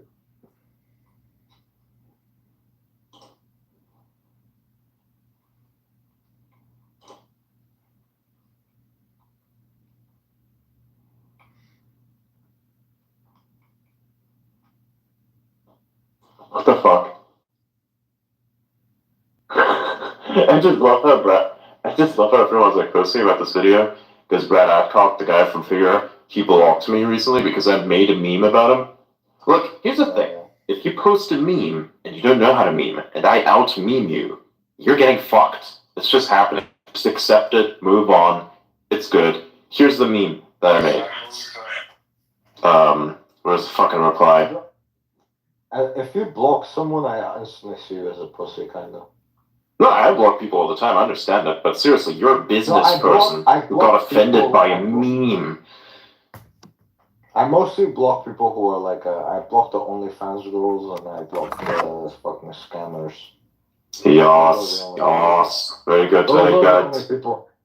Those are the only people I block, right? If it's someone with a different opinion than me or like someone that's like saying something stupid, I don't usually block them. Yeah. If they're saying something stupid, I just put them on mute. This is the meme. This is the meme that I posted. Right? I'm gonna put it at the top. If I find the actual. Hold up. Let me find the actual reply itself. It's gonna be difficult though because technically speaking, it is since the guy blocked me. I can still see it though because I can do this thing.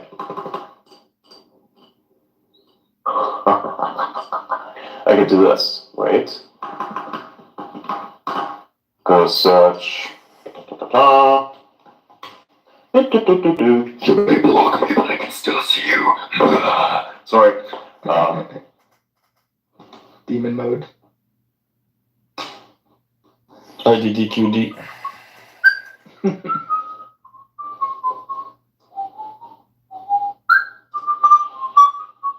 Wait.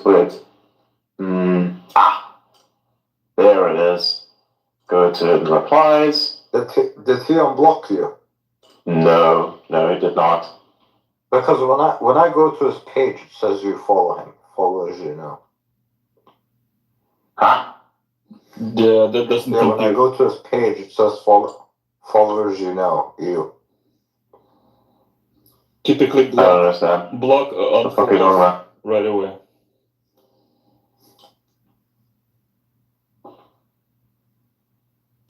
Hey Meta, have you felt the quake? It's not Kelly, don't worry about it. Hold up. Let That's me. enjoying his holiday in the Bahamas. Yes. Oh. Bingo. What if I cause the earthquake because I'm dealing with such heavy weights? Why are you? Whoa. Are you dealing with Lincoln's mom?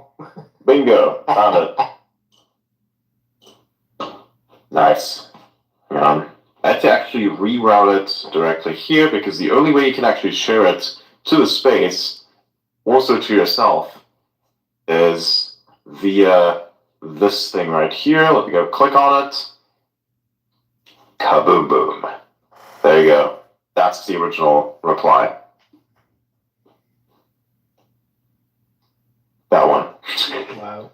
See, all of you guys can still see it because I pulled it from the hidden replies thing because he even hid that. So there you go.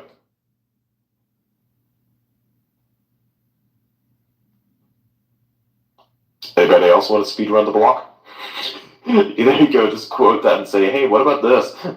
You'll get instantly blocked. So whoever wants to get blocked by Adcock, just go there.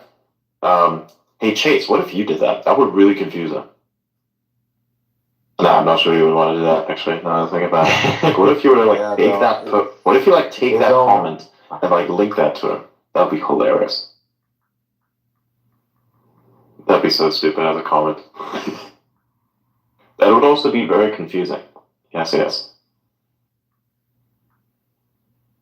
I mean, like, you don't have to speak if you don't want to, but I can just have you up here to just sit if you like. Chippers. But yeah, there you go. That's the comment itself. Yeah. So how come he blocked you, but you're still following him, or he follows you? Yeah, that's what I'm wondering. I don't know, man. I don't know. I'm not following this guy. Okay, let me check it. Because I'm blocked there, so it instantly unfollows. So I guess it still registers, but yeah. It's weird this way. I don't know what to say. I don't know what to do. Yeah, brother. It's the way it is. It's just the way it is. Da-da, da-da, da-da. Oh my god. The chorus said, when everyone realizes the San Andreas fault is awakening. Oh my god. No, that's a big. Jesus Christ, bro. Come on. Jesus. What the hell's this? Look, we just got over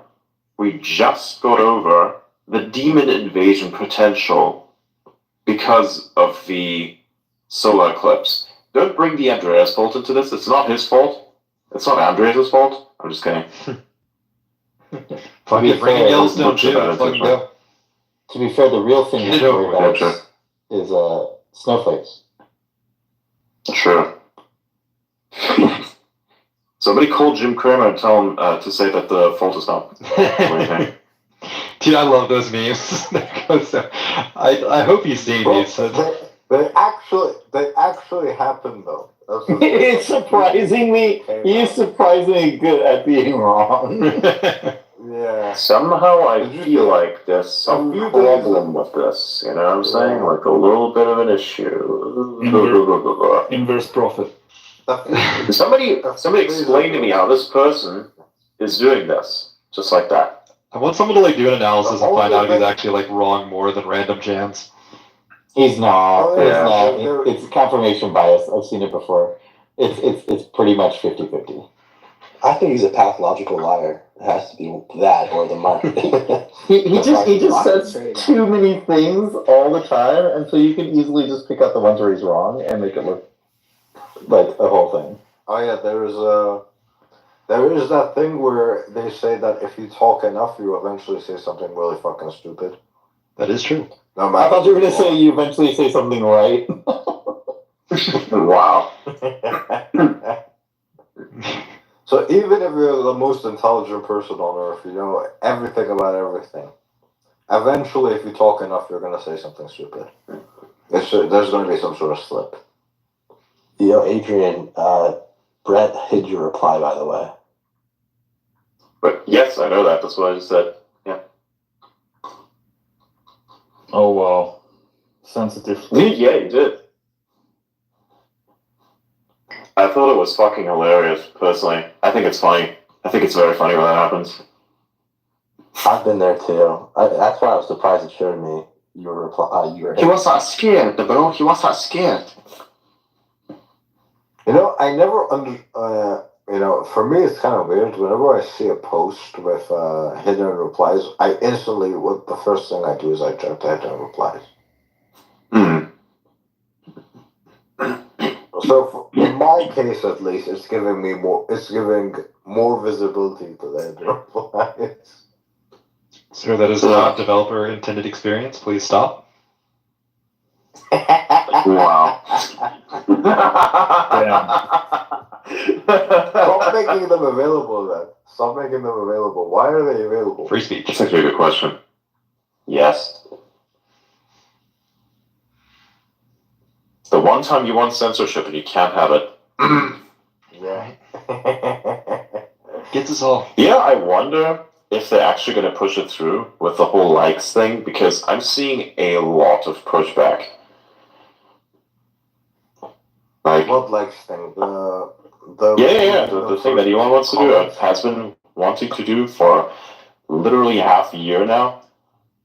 No comment. Getting rid of likes as a whole, or just like under the comments? But just under the posts. Yeah, I don't think you should do that, to be honest. I kind of would say the same thing. I will just take it as it is, and I think it could be a very interesting way to like freshen up everything. Listen, how else? Dopamine farming needs to still happen. How else are we gonna fucking ratio the president? Come on. I mean, isn't that the reason why YouTube hit their dislikes feature? Yeah, but the live streams from Congress, not Congress, sorry, anything that was with the like during COVID, they would have like these streams and these videos, and they were so heavily disliked, it was insane. Because nobody wanted this fuck shit. Nobody. Except for a few people, of course, but a lot of people did not. And so they wanted to get rid of that. So they hit it. Because it was roughly about the same time. Like, literally, there was zero mention of this before, and then just shortly after the stuff started happening, it started getting worse, actually, as a matter of fact. Then they said, yeah, man, we're just going to have to do that to reduce negativity. I thought it was after they had posted that recap video, and it was the most disliked video of all time. Well, no, that was like God, yeah, the 2024, not the 2024, the other one. Wait, are you talking about the YouTube rewind? The recaps. 2018. Yeah, YouTube rewind. Yeah, the most disliked videos on YouTube record is held by YouTube. I do love that fact. That's great. That's ironic. Yeah. It was done like 3 years afterwards, so. And then fucking Friday. Hate that. I absolutely do not like that song. I have a personal issue with it. Same. Yeah, if they get rid of the likes under the comments, though, I think it's gonna get rid of the single best interaction I've ever seen on this platform. Which was basically this guy came on and he was saying some bullshit. And then this guy under him replied with, bro, you're such an NPC. And then the guy replied, can an NPC give you this ratio? Yeah.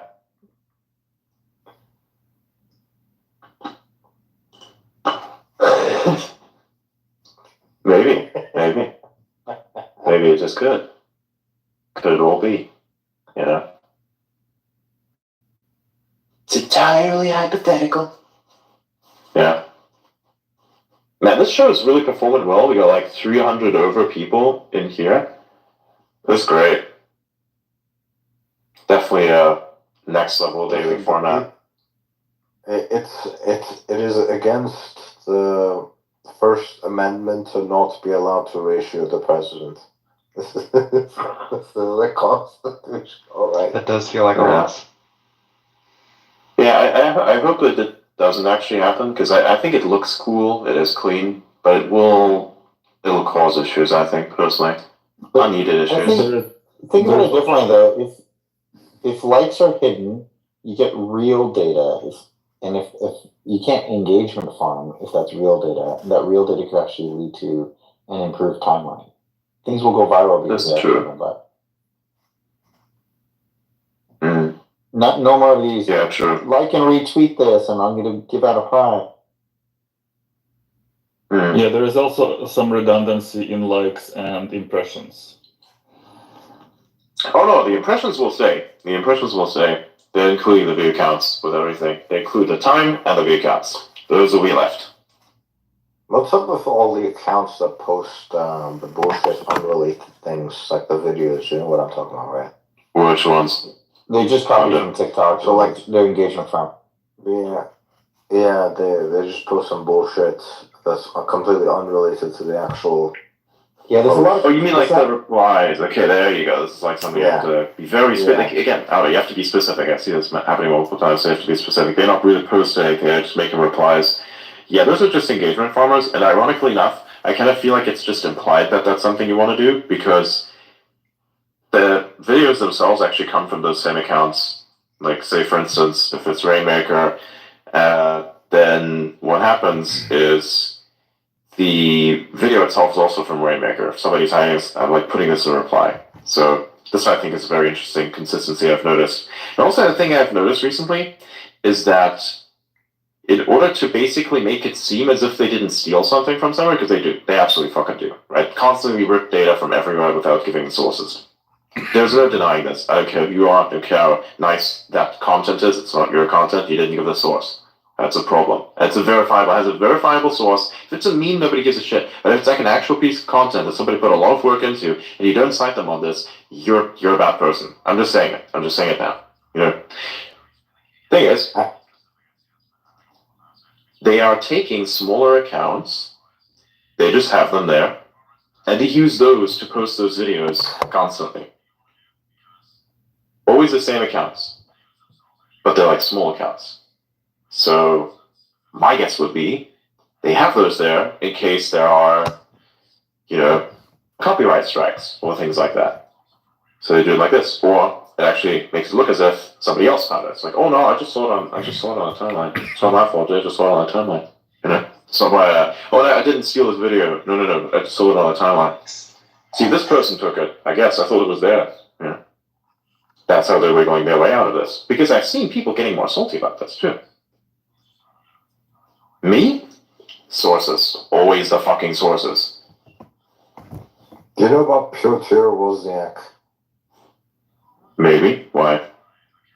So he's this fucking Polish researcher, PhD guy who like literally invented the entire field of SRS, space repetition, right? And he's like a memory researcher, and basically he hates like the educational system, and that's basically extended to him doing a bunch of research and not citing sources anywhere whatsoever. So he'll say something and then he won't cite sources about anything whatsoever. Just because he's like, I fucking hate the system, so I'm not going to cite any sources. Oh, wow. That's hilarious.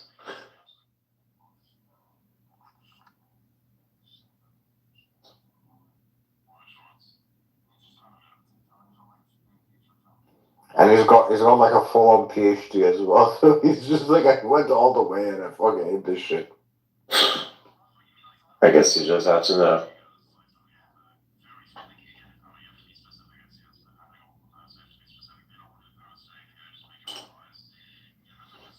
What?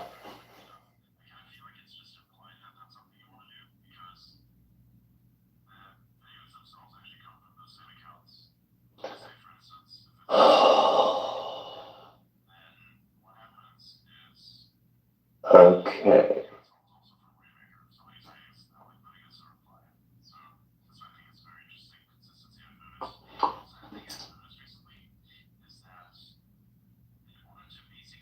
The hell?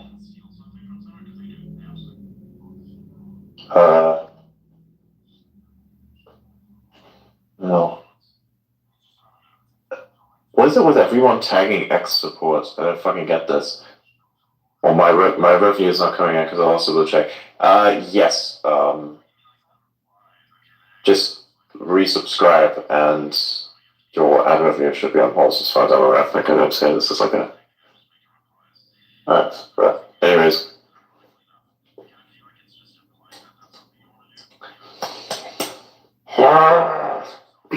Excuse me. Hey Matt, are you there? Actually, had a connection issue.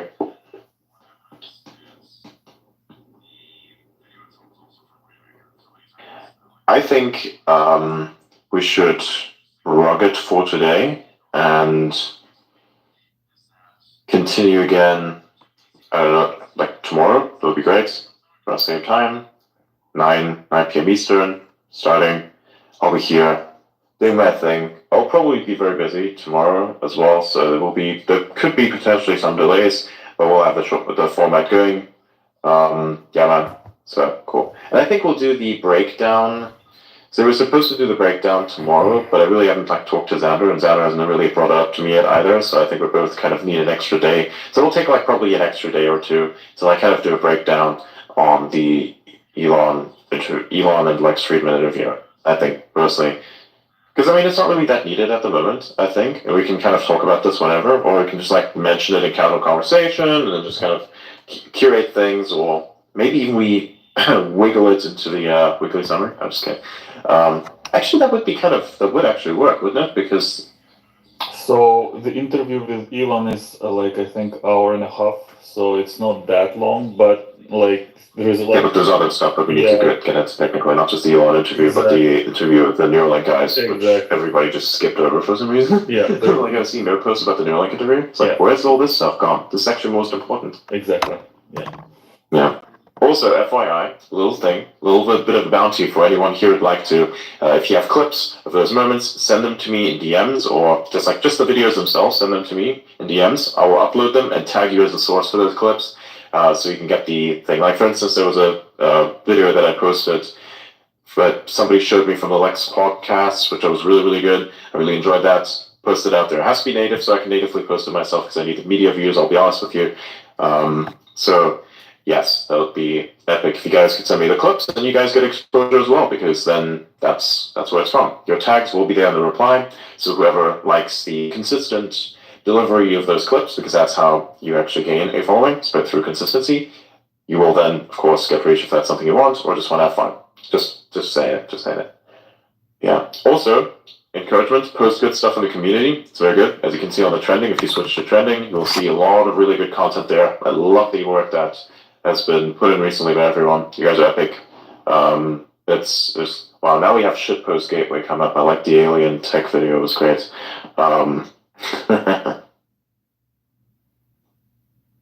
So sure. We shall. I think we'll just rug it here, ironically. You kind of call it the tail end of that space. What do you guys think? Rug? Yeah, sure. Should we do a live stream? I think we should do a live stream again soon. I'll just play some Diablo stuff again, or some Helldivers. Speaking of, Wise, is laid down for a little jam? Yeah. Sweet.